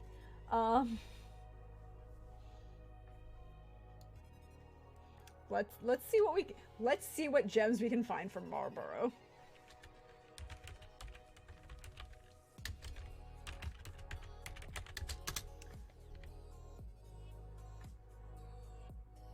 Okay, I want you to understand. I need to show you these. Like, when they say luxury, they mean...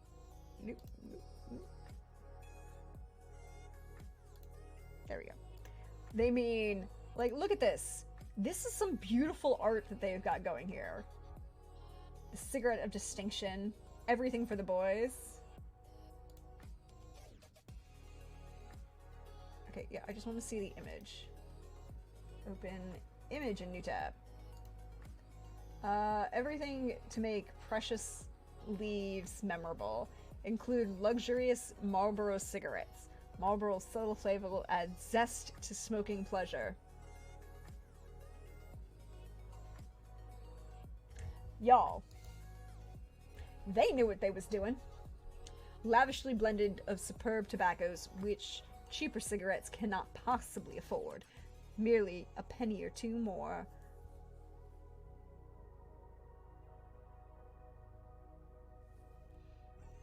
Cigarette of successful men and lovely women.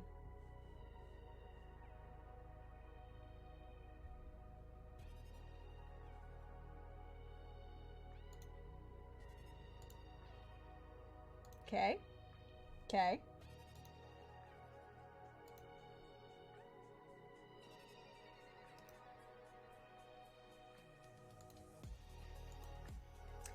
Marlboro, America's luxury cigarette. Goodbye for now to tea dances and late parties, but thank heavens there are still Marlboro cigarettes. Comforting, relaxing, richly blended of soul-satisfying tobaccos. Distinguished Marlboros. So much luxury for mere pennies more. Ivory tips, plain...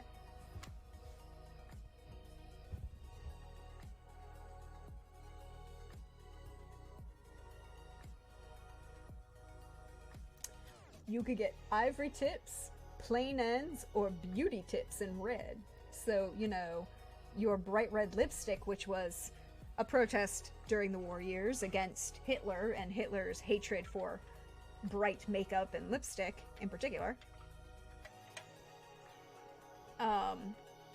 didn't stain your cigarette. It was already bright red.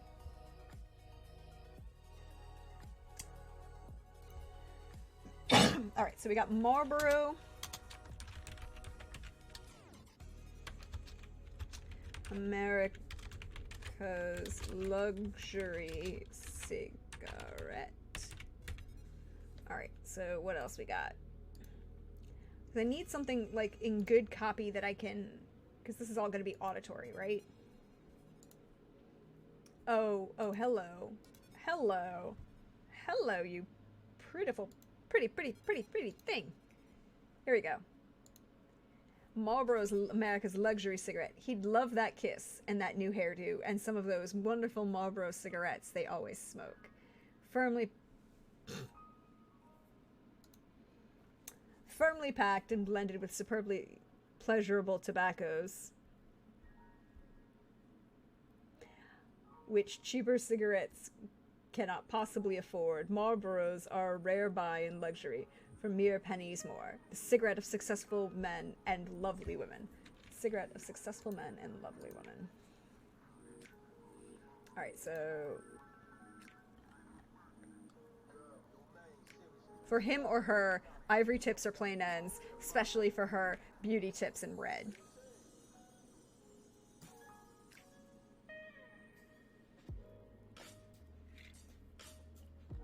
Okay. Look. I need... okay. I need, he'd love that kid.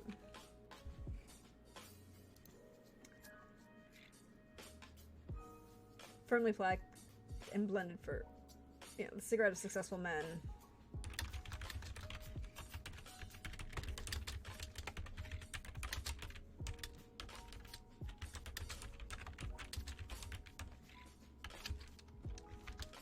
Ivory tips, plain ends, and red tip.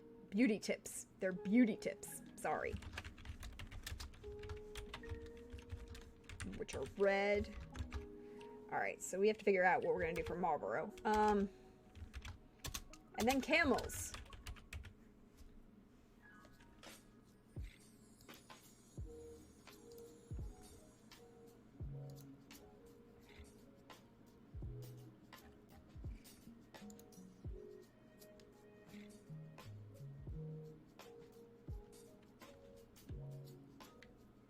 Oh yeah, those are the old ads. We don't need those. Alright, so we need Camel cigarette ads from the 1940s.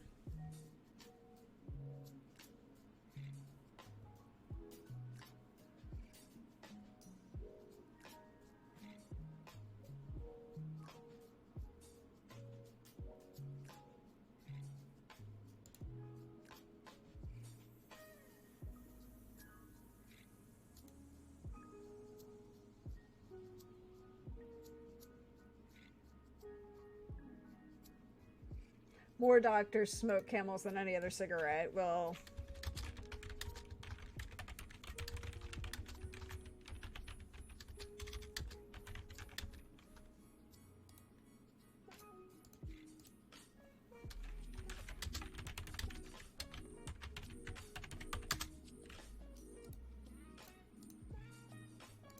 this is fine. This is fine. What other lines can we get?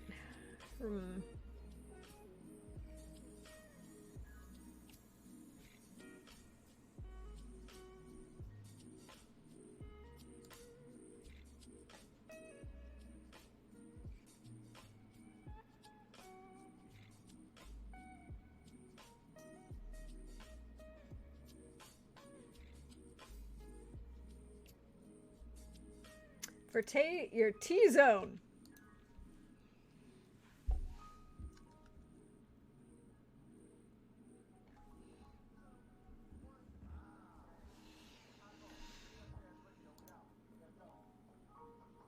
Let your T-zone tell you why more people are smoking Camels than ever before.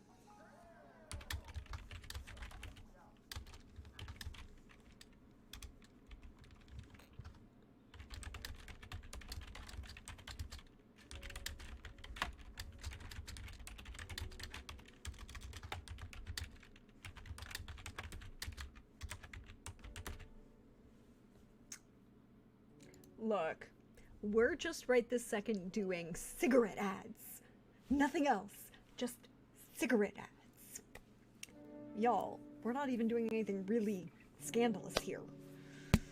Apparently, we're being really scandalous.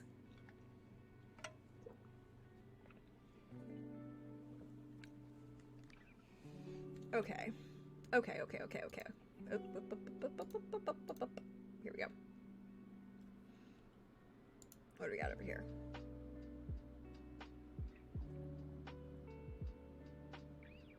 Oh yeah, they're first in the service because they were cheap enough and easy to import.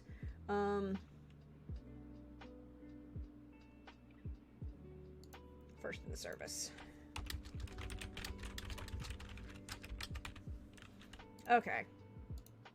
Alright, so I think that covers 1945, right?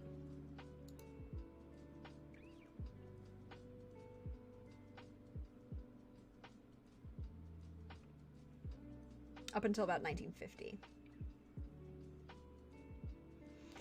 So, how do we want to tweak these? Is there anything we think we need to tweak about these? Because I don't want to get copyright strike.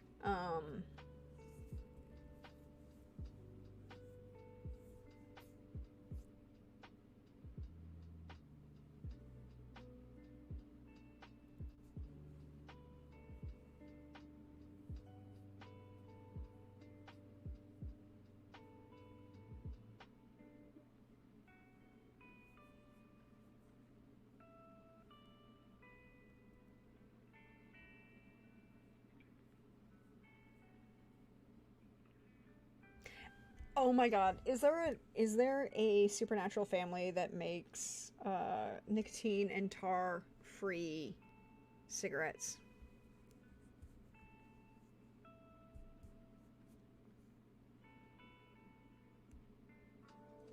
Like clove, but not. Okay, so is it Marlboro or Lucky Strike that's gonna be?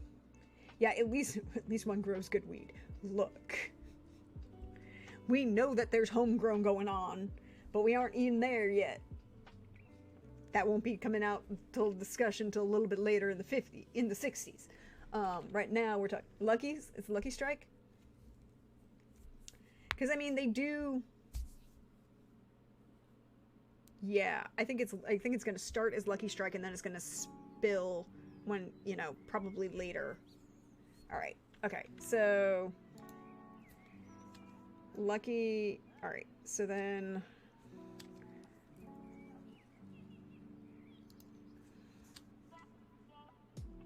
So, magically healthy tobacco.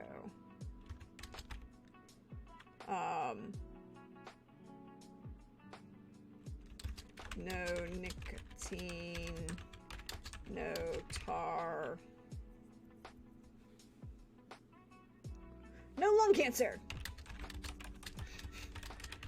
We're gonna change that up and not call it, you know, that, but that's what I figure. All right, and then so they're gonna start with that. I think Marlboro is gonna, because they go with the luxury cigarette brand, right? Like, I think they're originally gonna start buying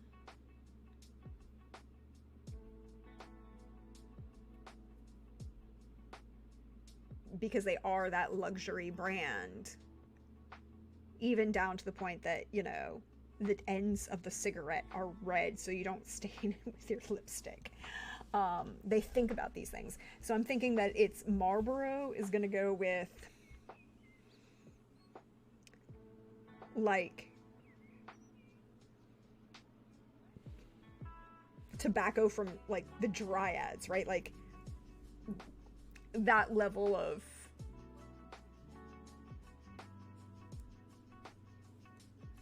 you know, start buying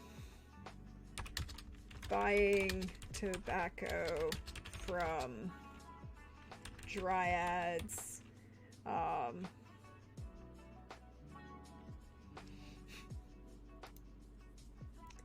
I think that's where that's gonna go, right? Like, and then eventually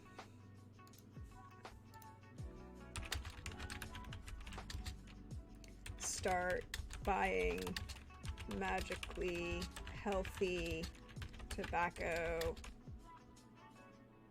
that was cross-produced with the Dryad.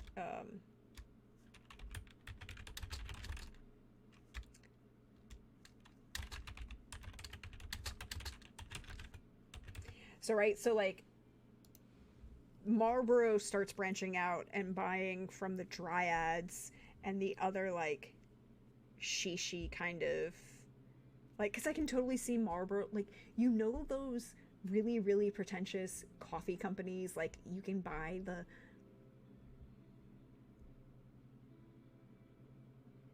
the monkey shit coffee, and apparently it's a big thing, like, I can see Marlboro being like, oh wait, we're gonna buy all of our tobacco from the Dryads, but because the Dryads are fae and they aren't susceptible to the same kind of lung cancer, so they didn't really care about nicotine or removing nicotine or tar, it was still there for the first couple of years, and then Lucky Strike starts getting popular because they've got the magical brand that was produced by I'm gonna just go with, like, witches, right? Like, they're witches or dryad or druids or a combination thereof, right? Like, maybe shamans, you know, human magic users who are like, we can remove the bad things from this and then keep smoking. But it's humans because they have to be concerned about their health. And then the dryads are like, oh wait, that's a problem for you. Yeah, we can make our magical tobacco even better by removing that C, and then so now you've got Marlboro still staying the luxury level here, and Lucky Strike being like, yeah, we're healthy, and Camel's being like, fuck, we need to also do this, but we also need to keep, and then they're going to import. Okay.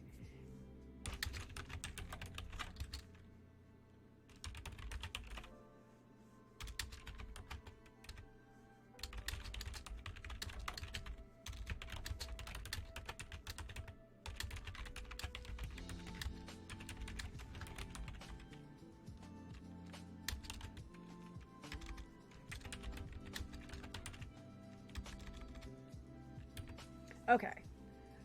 So that's how that's going to work. But that's not going to happen in 1945. I figure they're going to, you know, they're going to jump on it by... They're going to jump on this by 1952 or 1948. And then they're going to have to jump on this by 1952 because that's when the first real push of the American doctor, you know, the studies start coming out. So that makes sense, right? 1952 is when we're going to have the first of those, maybe the family of Marie Laveau. Ooh.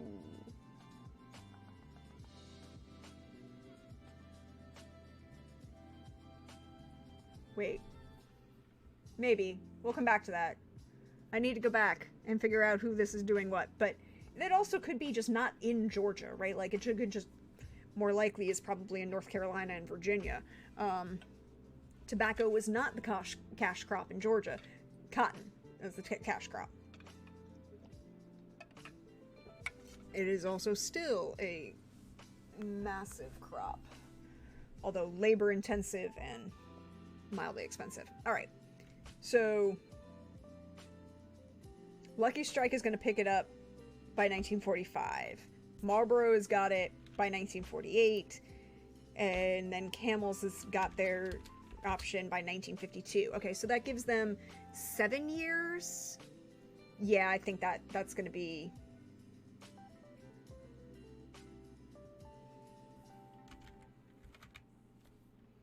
I think that's a little too long, right? Like, or maybe...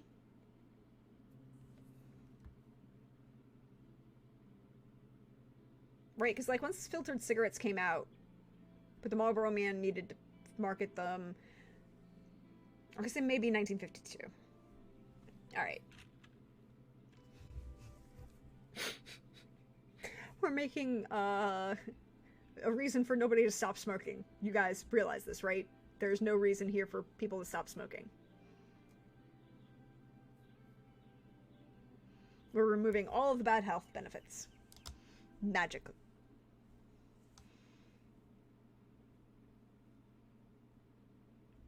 Okay. Except maybe the smell. That might still be a problem for some people. And just general smoke issues. Okay. So we have our cigarette ads. Yeah, allergies. Alright, so I'm just gonna call this ads.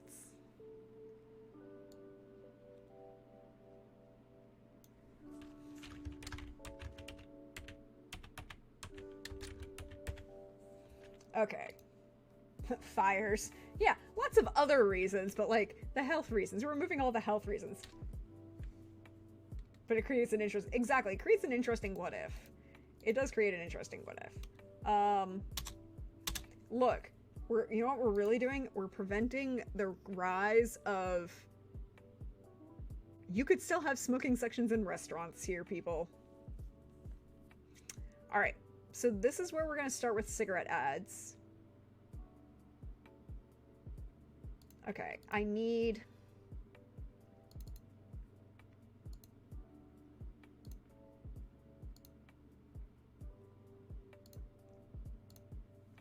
Okay, so let's go with here.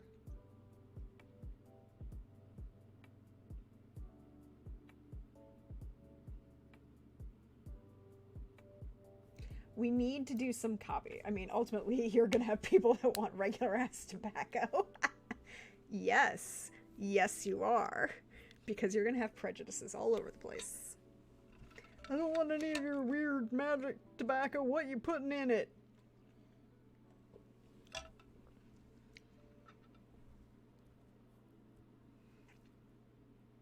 They're trying to control you from your tobacco.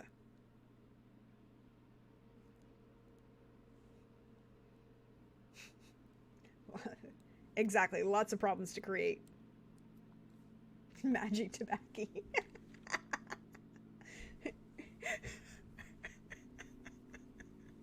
Yes, crit. Magic tobacco.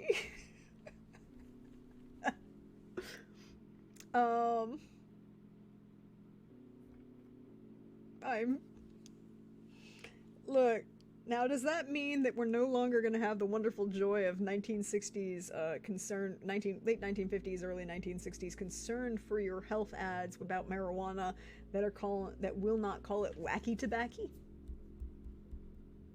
I'm just wondering, is this the new wacky tobacco?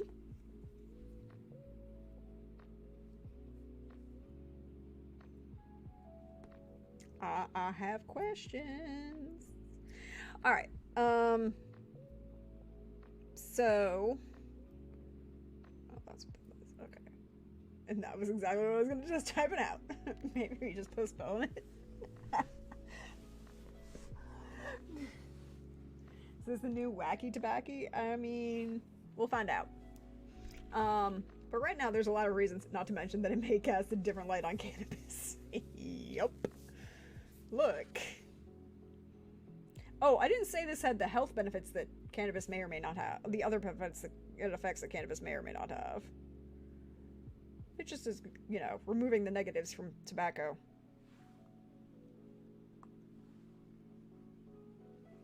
Okay. So then I think what we need to start with is Marlboro, or Lucky Strike.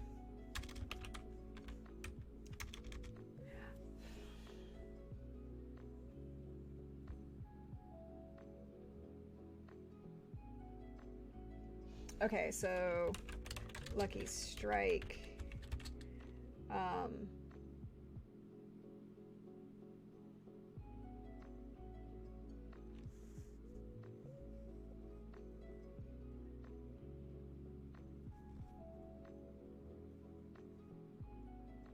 How do we want to phrase this? I got a crop find for Lucky Strike.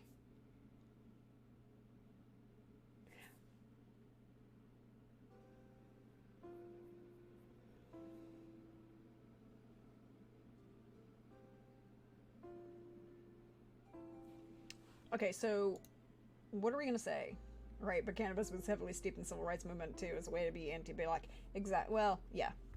Among other things.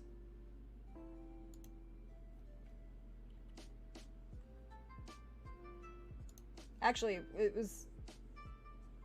This could be a really interesting. Exactly.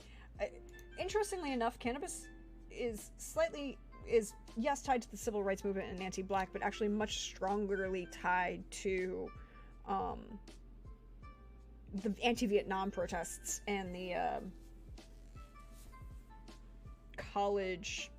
which is also tied to the civil rights movement and all of that kind of stuff. So it's all kind of tied together. So that thread we're gonna pin up there because I get to play with the world state and once the players start playing. I don't want to go too far. I mean, we're going to start in 1945, and then we're going to jump to 1948, and then we're going to jump to 1952. And so each of their influences, you know, they're not going to influence the world state as much as the world state is going to influence them. Yeah, it'll be really interesting to see where this goes. Okay, so Lucky Strike.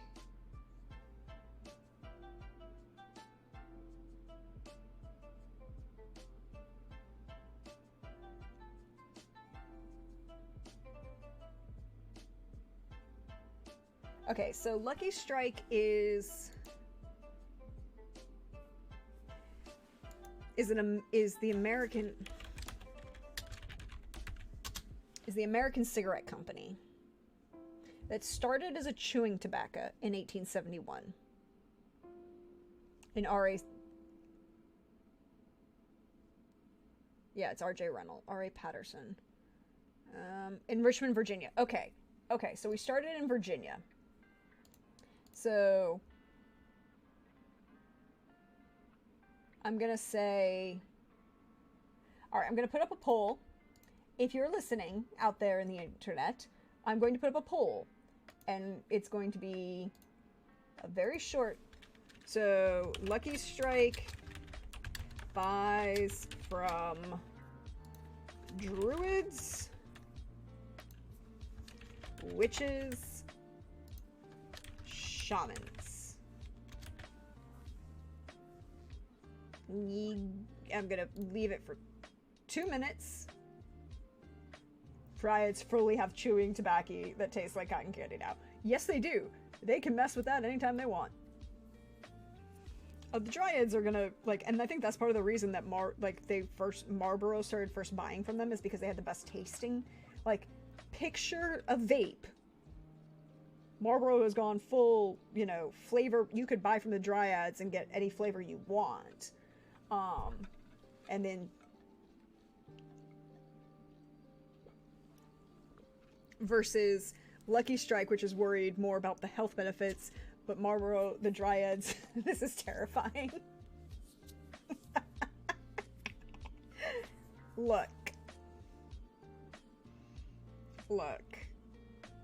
This whole thought process.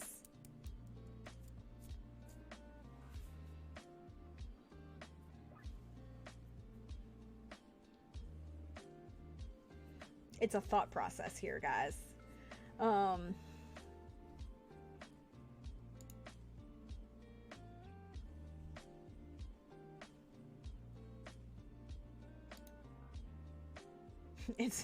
This is a no-brainer. We're witches, we burn shit. Nah, I thought it was the other way around.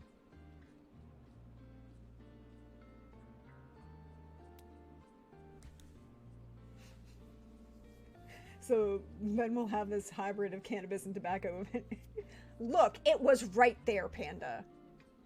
It was right there. You can't tell me you didn't think of it. Well, you may not have, because you're the one that wrote.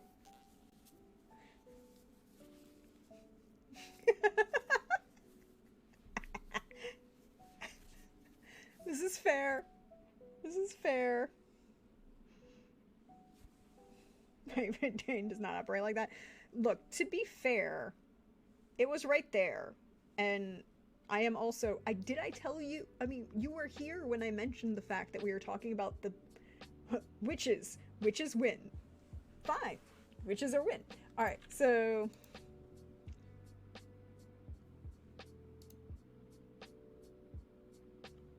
That's fair. Wordplay and puns because of brain injury. That is entirely fair.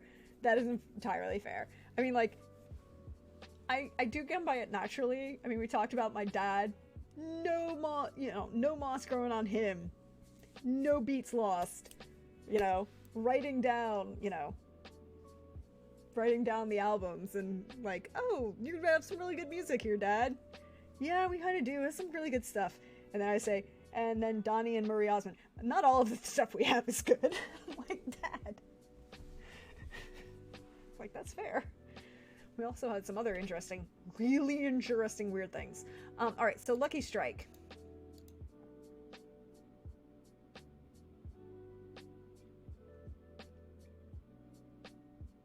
Lucky Strike. How do I want to phrase this?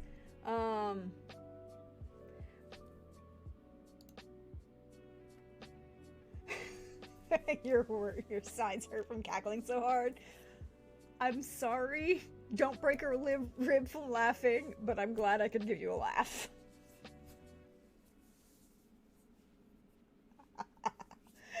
Alright, so Lucky Strike.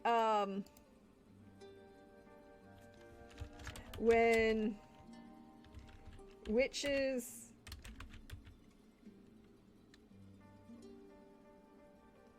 and Virginia farmers come together, they get a crop. Fine for Lucky Strike. Oh, they strike lucky.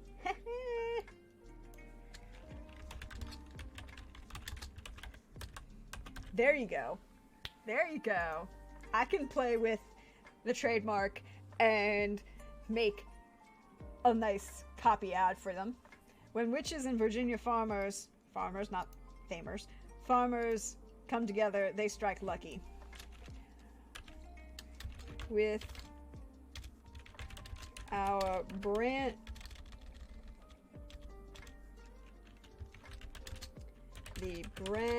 new, what would they call it, right? Like, it's what would be like, because they're gonna call it like a line, right? Like it's gonna have a name. Is it just regular Lucky Strikes?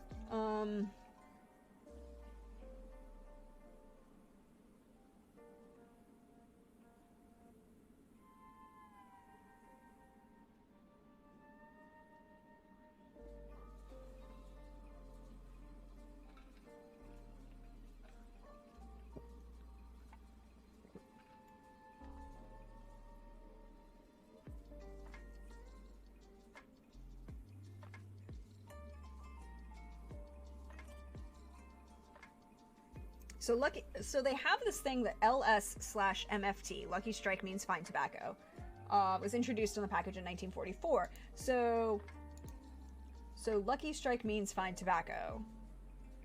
Make it. Okay, so with the brand.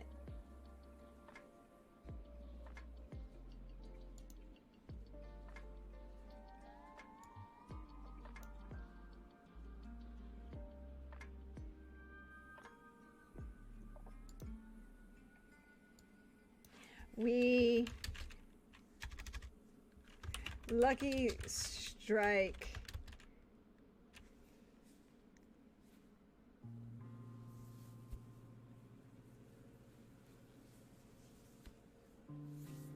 okay, so they have Lucky Strike goes to war. Lucky Strike means fine tobacco.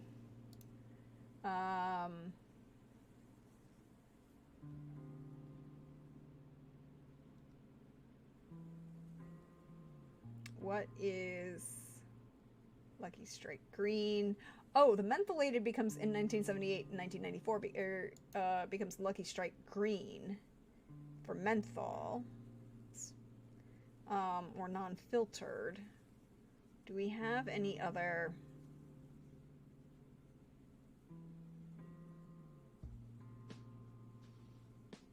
What have we got?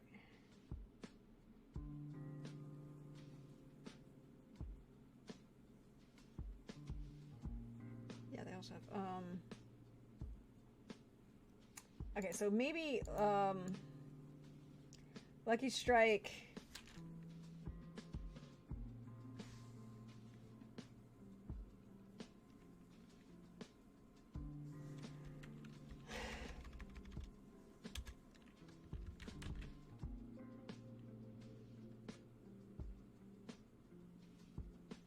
When witches and Virginia farmers come together, they strike lucky.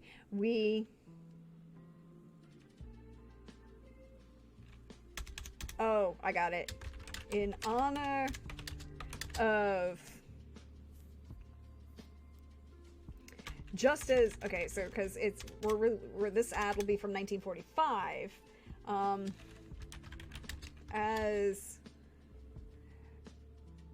And we're playing, what we're going to do is the 1945 date is going to be after VE Day and VJ Day. So I think it's going to be, but not before everybody comes home. So probably September. So I want to strike on that, like just at, they strike lucky.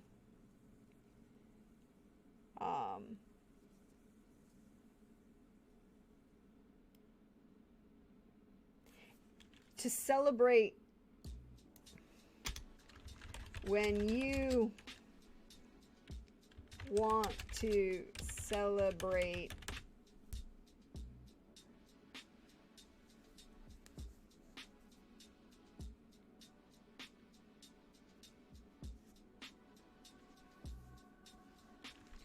our victory.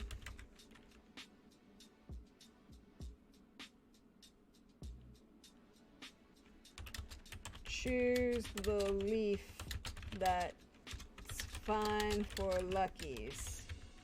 So round. Look, you know I was going to put that in there. So firm, so fully packed so free and easy on the draw.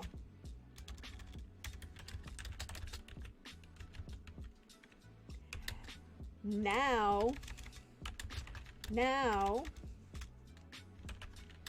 with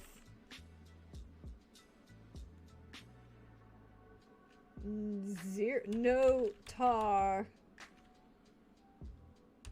and no,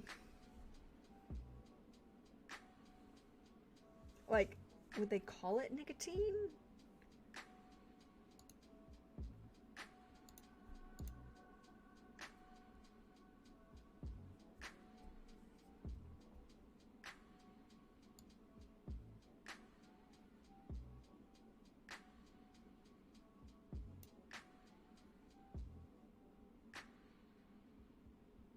Or would we just say with no tar and magically enhanced for your pleasure?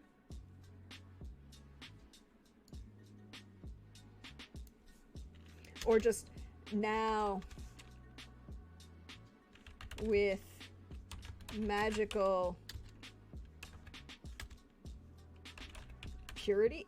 I don't know about this. Like, what do we think? When you want to celebrate our victory, choose the leaf that's fine for lucky. So round, so firm, so fully packed, so free and easy on the draw. Now with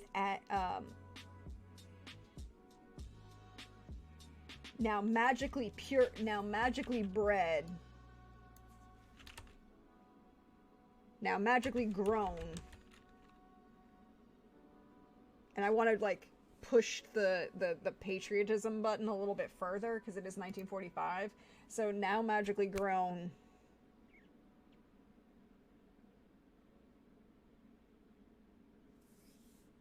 Yeah, bred. I guess. I don't. But would we call it bred or would you call it grown? I think we're gonna call it bred. Now magically. Now with magic. Now magically bred. Yeah. Now. With magical. Home. Now magically homegrown. To, yeah, is evocative of making the babies, yeah. But it is 1945, and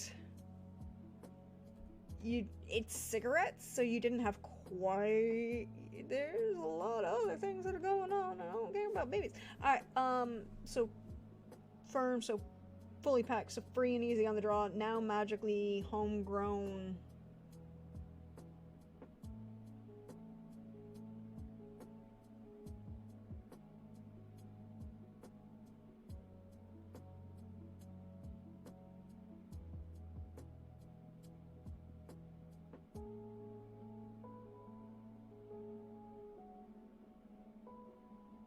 To remove all foreign impurities.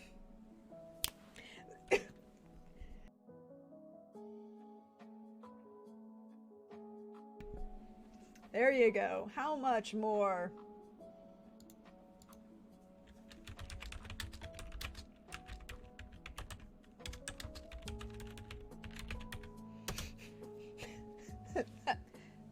Because I don't know that they would actually be talking yet about the benefits of the fact that there's no tar or nicotine, but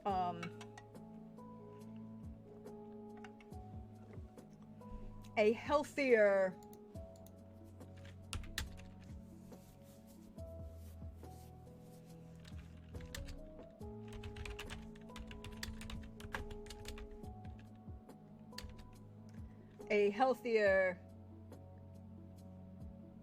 domestic, a healthier tobacco that supports our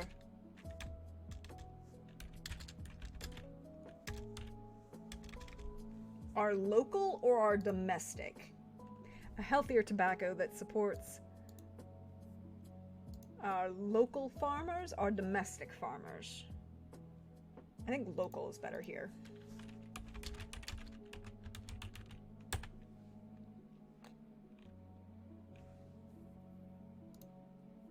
Yeah, I think local is better here too.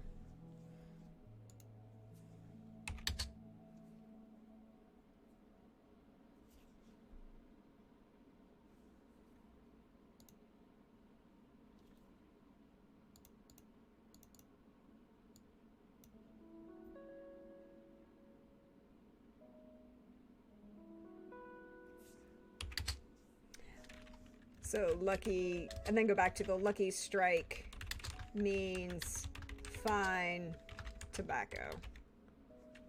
There you go. I think that's a good way to end that copy. Lucky strike. When witches and Virginia farmers come together, they strike lucky. When you want to celebrate our victories abroad, I think we should go victories abroad.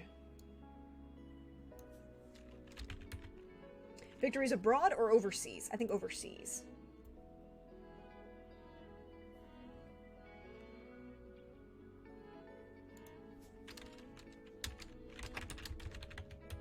Choose the leaf that's fine for lucky. So round, so firm, so fully packed, and so easy, so free and easy on the draw. Now magically grown right here at home. There you go. Thank you, Panda. Grown right here at home.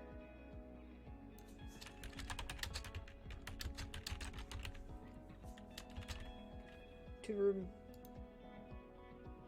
support American farmers and removing foreign impurities. I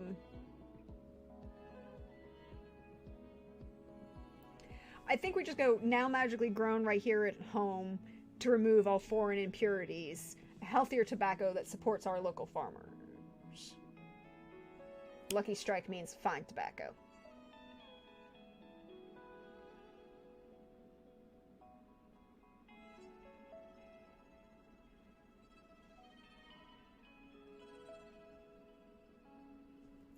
Now magically grown right here at home to remove your local copywriter at your service. Look, I'm here. We needed you and I.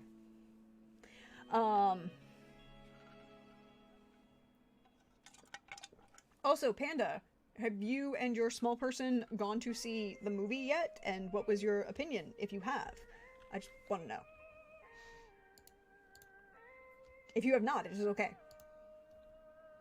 Alright, so I think... Yes, and it was amazing. That's good!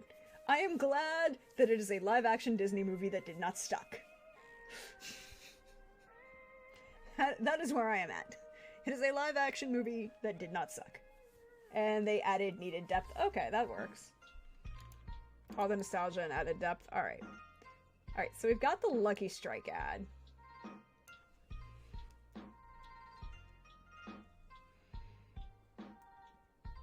Who do I know is gonna do that one? Alright.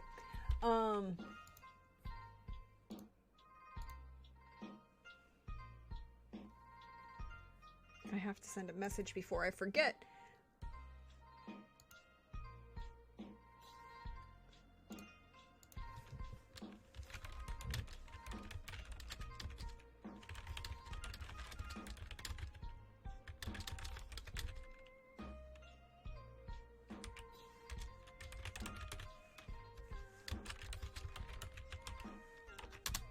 Cool. Alright, sent that message. So I don't want to have to deal with that. Cool. Cool. And she loved it, which is the important part. There you go. There were some parts that stuff felt forced, but I went with knowing that exactly. It's the Little Mermaid. It's not gonna. I'm glad she liked it, which was the important part, and that small human enjoyed it is the best important part. All right, so we've got Lucky Strike. Now,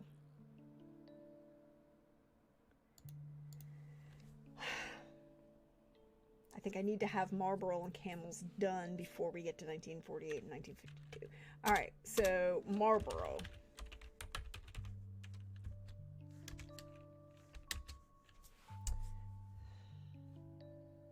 So we know where it's going to end with the cigarette of successful men and lovely women. What else do they say in their ads?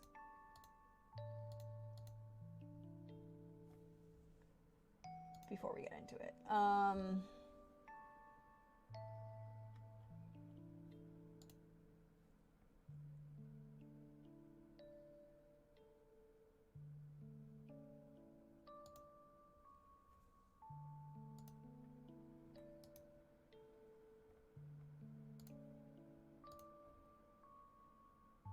Everything to make precious leaves memorable.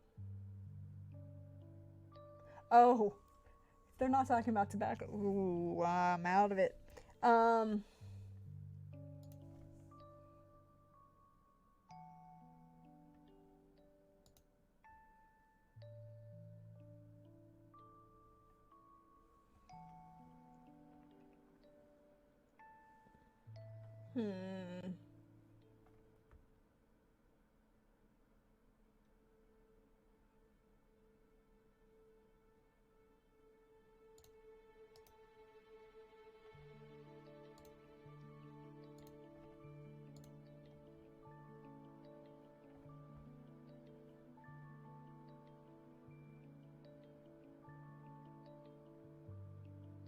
Okay, so Marlboro, the cigarette of distinction.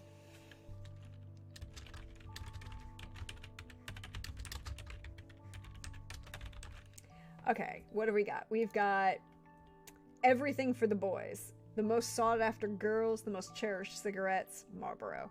Do share your Marlboros with him. So much keener pleasure in every puff. Cigarette is successful, you know. Alright, so...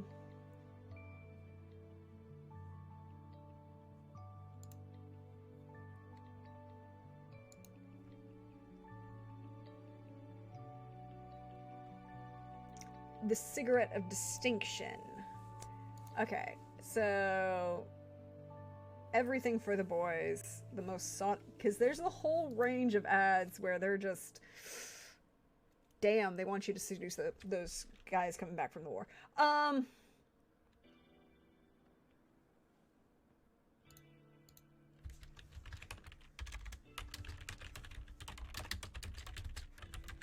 Everything for the boys.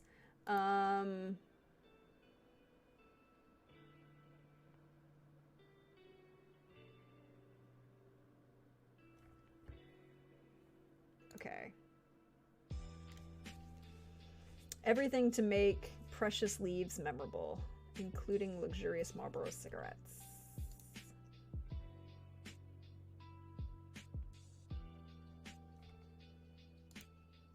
Everything for the boys. The most...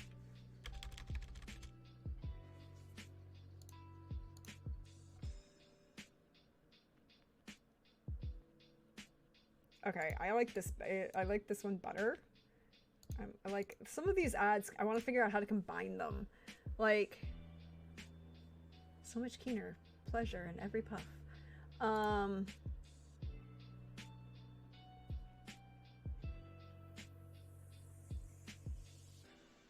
Okay, here's where it is. Everything for the cigarette of distinction, Marlboro, the cigarette of distinction. Everything for the boys. Everything to make precious leaves memorable. Here we go. This is how we do this. Everything to make precious leaves memorable. The most sought after girls, and then the most luxurious cigarettes, Marlboros.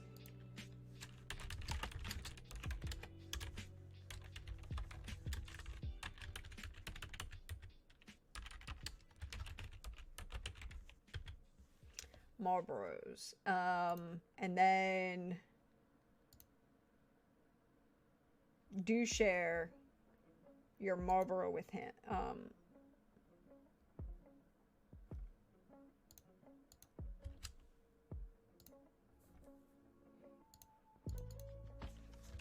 Do share your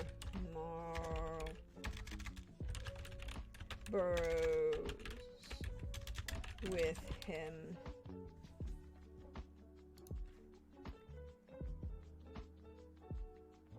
Marlboro's subtle pleasure,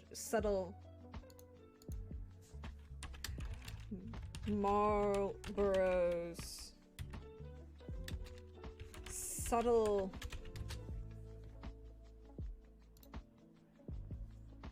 magical enhancements add zest to smoking pleasure.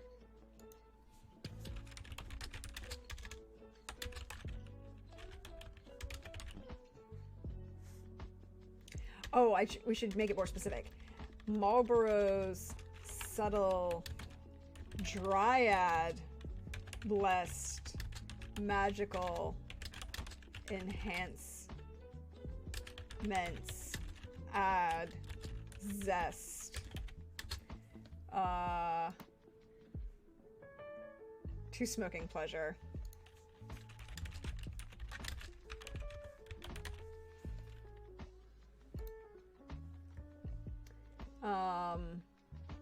Lavishly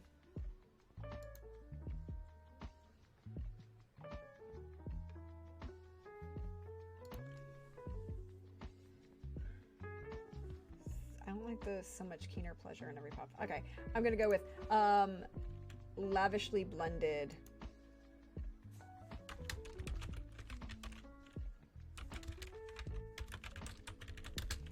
Lavishly blended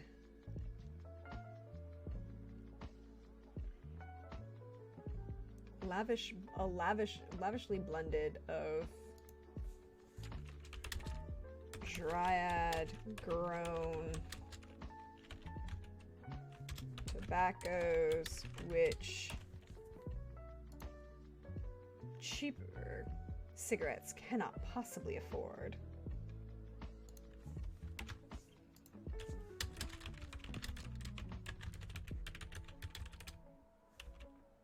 Cannot or could not? I mean, there be cannot possibly afford.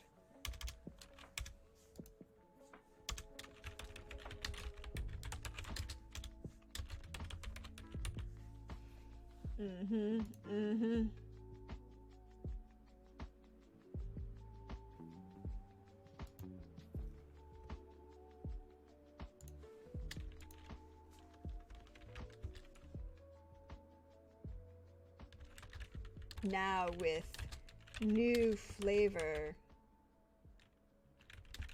options for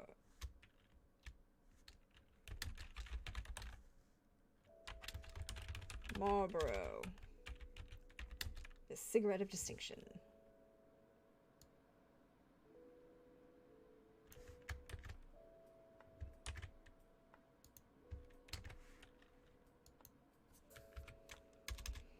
Okay, there we go. What do we think of this? I think this works, right? Marlboro, everything for the boys. Everything to make precious leaves memorable. The most sought after girls, the most luxurious cigarettes. Marlboros. Do share your Marlboros with him. Marlboro's subtle dryad blessed magical enhancements add zest to smoking pleasure. Lavishly blended of dryad-grown tobaccos, which cheaper cigarettes cannot possibly afford, now with new flavor options.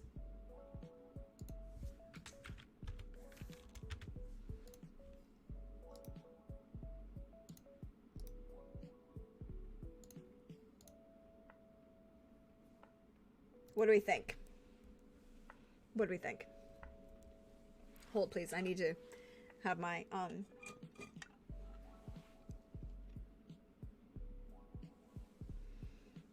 Marlboro, everything for the boys, everything to make precious leaves memorable. The most sought after girls, the most luxurious cigarettes. Marlboros, do share your Marlboros with him. Marlboro's subtle, dryad blessed magical enhancements add zest to smoking pleasure. Lavishly blended, dryad grown tobaccos, which cheaper cigarettes cannot possibly afford. Now with new flavor options. Marlboro, the secret cigarette of distinction. Okay, I like that one. All right. I'm feeling good. I'm feeling good. Oh, crack my back. Okay. Okay. All right.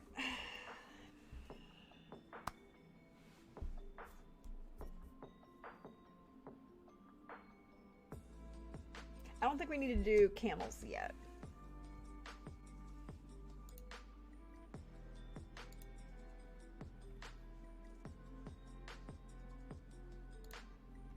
Don't think we need camels yet.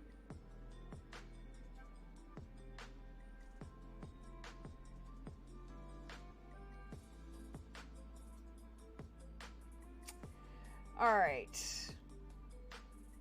All right.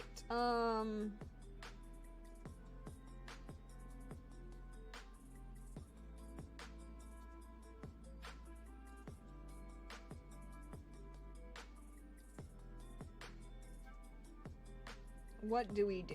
What do we do? I think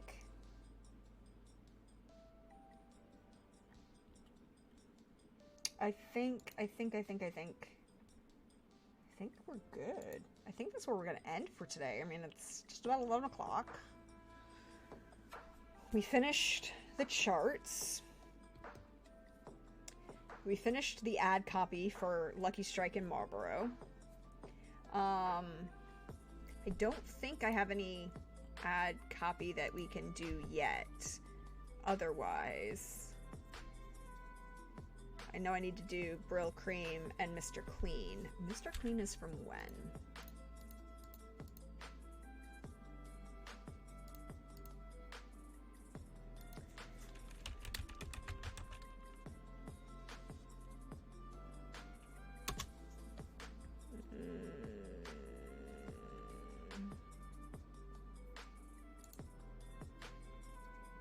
Okay, so Mr. Clean isn't introduced until 1958. We have plenty of time. Hey, Hawkeye, welcome in. You're just wrapping up. How was... Oh, the match is tomorrow night, right? Hey, all, if you don't know, you should go follow Hawkeye as the finale of the TTRPG influencer Dice Tray Grapplers Keep WrestleMania is tomorrow, and I and my tag team partner Laugh Love Lindy and the Fire Roses are on that ticket for Queens of the Keep tag team belt champions. I want it so bad, and I want it. And it's end of 3 years of the project that he's been working on this. Oh, you got to come home from Shakespeare in the Park. Yeah, Queen of the Keep belts. There we go. I knew I was gonna get it right. But glad you enjoyed Shakespeare in the Park. Okay, so Mr. Clean did not come in.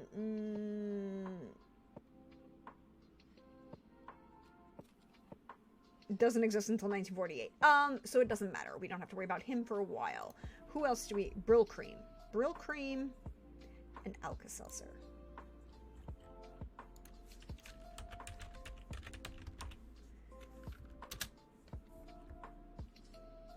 So Brill Cream is from 1928. Brill Cream, a little dabble do ya. Brill Cream, you'll look so debonair. Brill Cream, the gals will all pursue ya. They'll love you. Okay, look, I need some, we need to work on this one. Okay, we're gonna go back. We have to finish Brill Cream before we go away.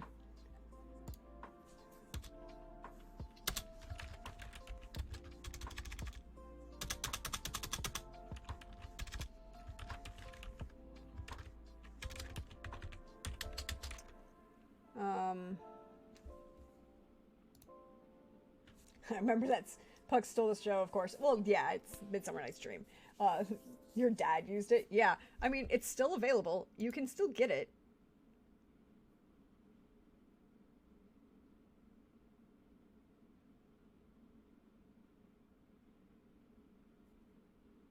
It is currently owned by Unilever because, Okay, so they had two different versions of the jingle. Which makes sense.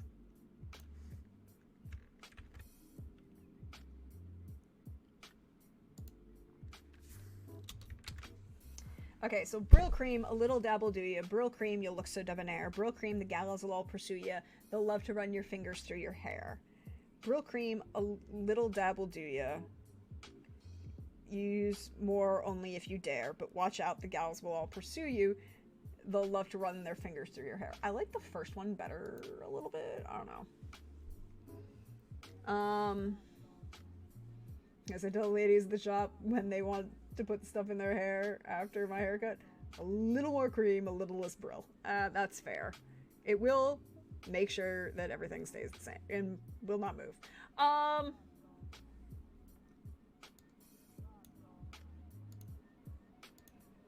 Cool. So, what do we want to change this? How do we change this?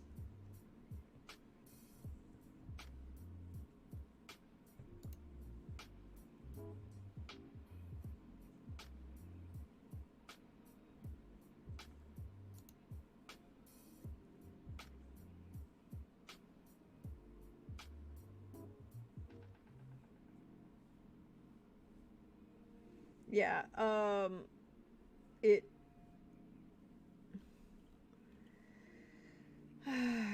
will indeed.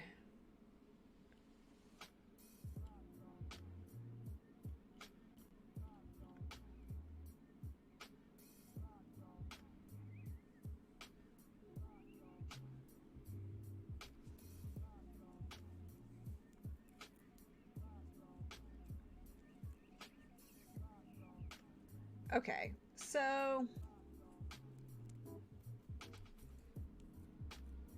I think what we need to do is who is gonna... Okay, so Brill Cream itself is an emulsion of water and mineral oil stabilized by beeswax. So...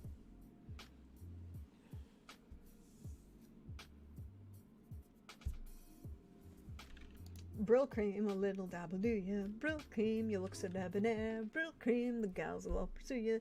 They'll love to run their fingers through your hair. I think you can't really touch the jingles. The jingles are pretty set. Brill Cream.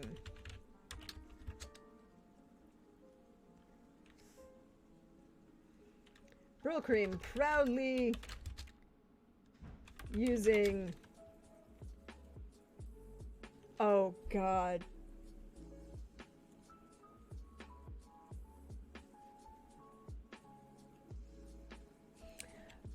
Proudly now uses only beeswax from English druid beekeepers.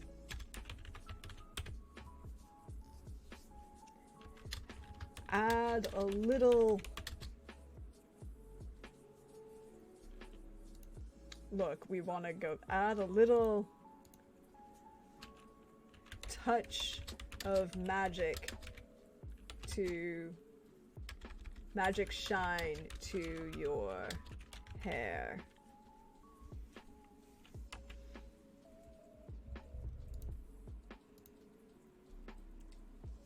And I think we keep it that, because Brill Cream is just going to be Brill Cream. How's the beeswax made out of real druid beekeepers? I mean... Look.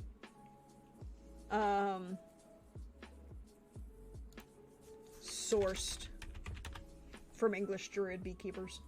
And I'm going to use the term English because, you know, they're going to be very pretentious and only talk about England and not the United Kingdom.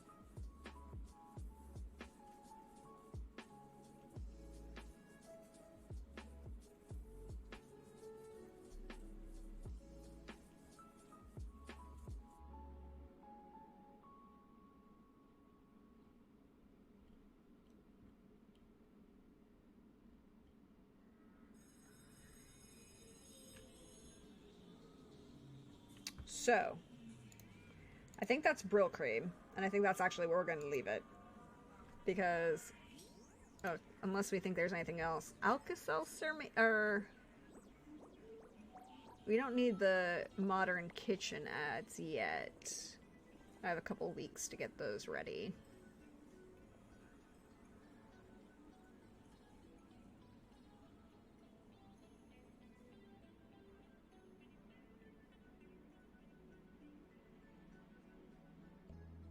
Yeah. Yeah, I think that's how this is gonna go. I was trying to see if there was, like, anything else I was going to add. I did, you know, the cigarette ads that were going to be read.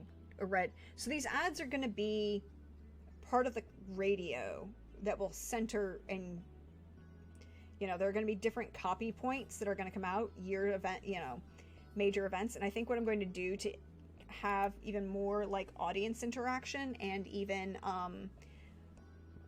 YouTube and Twitter interaction with this is I will put up polls after each session about what, you know, like a number of, like, I know it will be the actual historical events that will be about for the session, but I think I need to figure out what historical events will be tweaked and all of these things, and so I'll have to put up a poll about, like, which ones are going to show up on the radio that's going to play at the beginning and during the break of each session, which I think is going to happen, because it'll be great, because I want to firmly, you know, put these in a moment, put the characters in a moment, put the audience in this moment, and showcase what this world is doing. And I don't think I can do those in advance. I think I have to do them at the end of every session before the next session, because a lot of it is going to be... The players aren't really going to affect the world state. The world state will affect them. They will affect the small state of a... I'm going to ask you, Hawkeye, thank you. I was going to ask you to be one of them. There will be there are going to be some other people that are going to do some stuff, mostly because I want to spread some things out, and I'm going to send you a couple messages about it. I didn't want to drop, you know, didn't want to mention if you weren't ready to talk about it. So it'll be like, you know, like just a couple radio announcers, but I also want to change it up to kind of like, there are going to be surprises I don't want to give away yet, but there will be some interesting, like, news radio announcer, and then there's going to be some ads that are going to be intermingled in, and then there are going to be some other, like, radio speeches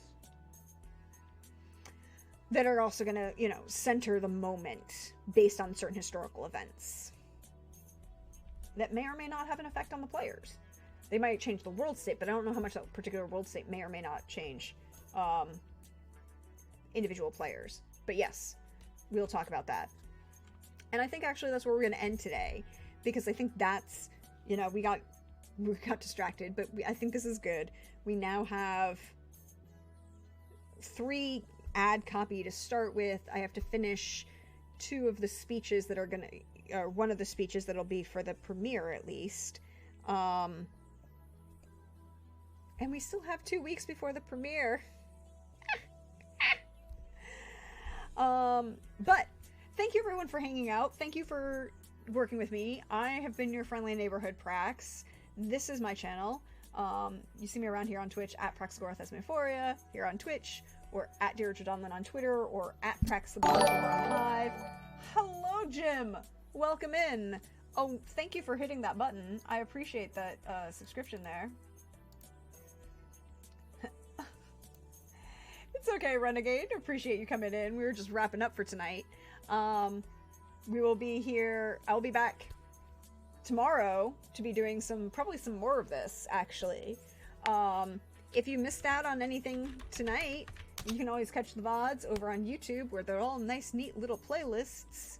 I'm also putting a bunch of shorts up on there. If you feel so inclined, maybe positively interact with a couple of these shorts, because apparently Shorts bring out the trolls?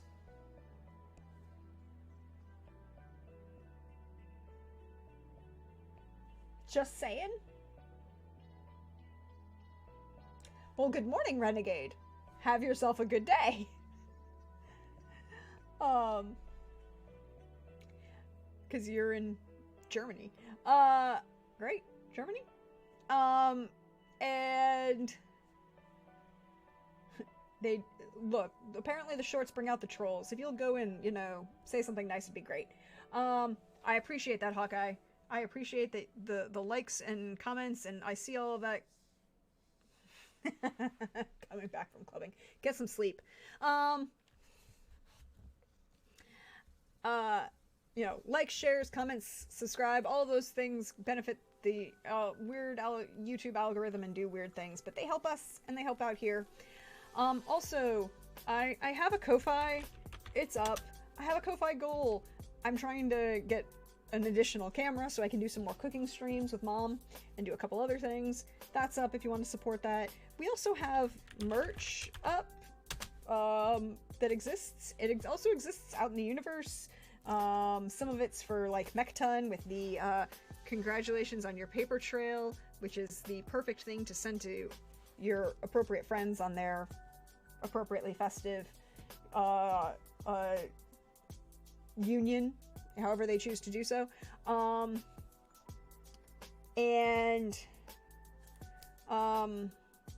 What else? I'll be back here tomorrow, 8 p.m. Eastern, for more GM prep, we're probably gonna do some more ad copy. I think I'm gonna do the speeches offline so everyone can be amazed what they turn out with and how those work. But we'll probably do some more ad copy, we'll probably do some more world building and finalizing some things. We'll see. And then Monday over on Wandering DM at 8:30 p.m. Eastern, we are back. Season 3 has begun for Montreal by Night, Vampire the Masquerade story. It is indeed my hashtag not the Ravnos' fault. Still, not the Ravnos' fault. Although, contemplating things that might make things the Ravnos an issue, but no, not really, not the Ravnos' fault. And then other things are coming up, but I can't talk about them yet. We'll be back next Saturday for season 3 of A Song of Agapia's Fortune, our high-level D&D campaign where my friends, they defeated the Lich.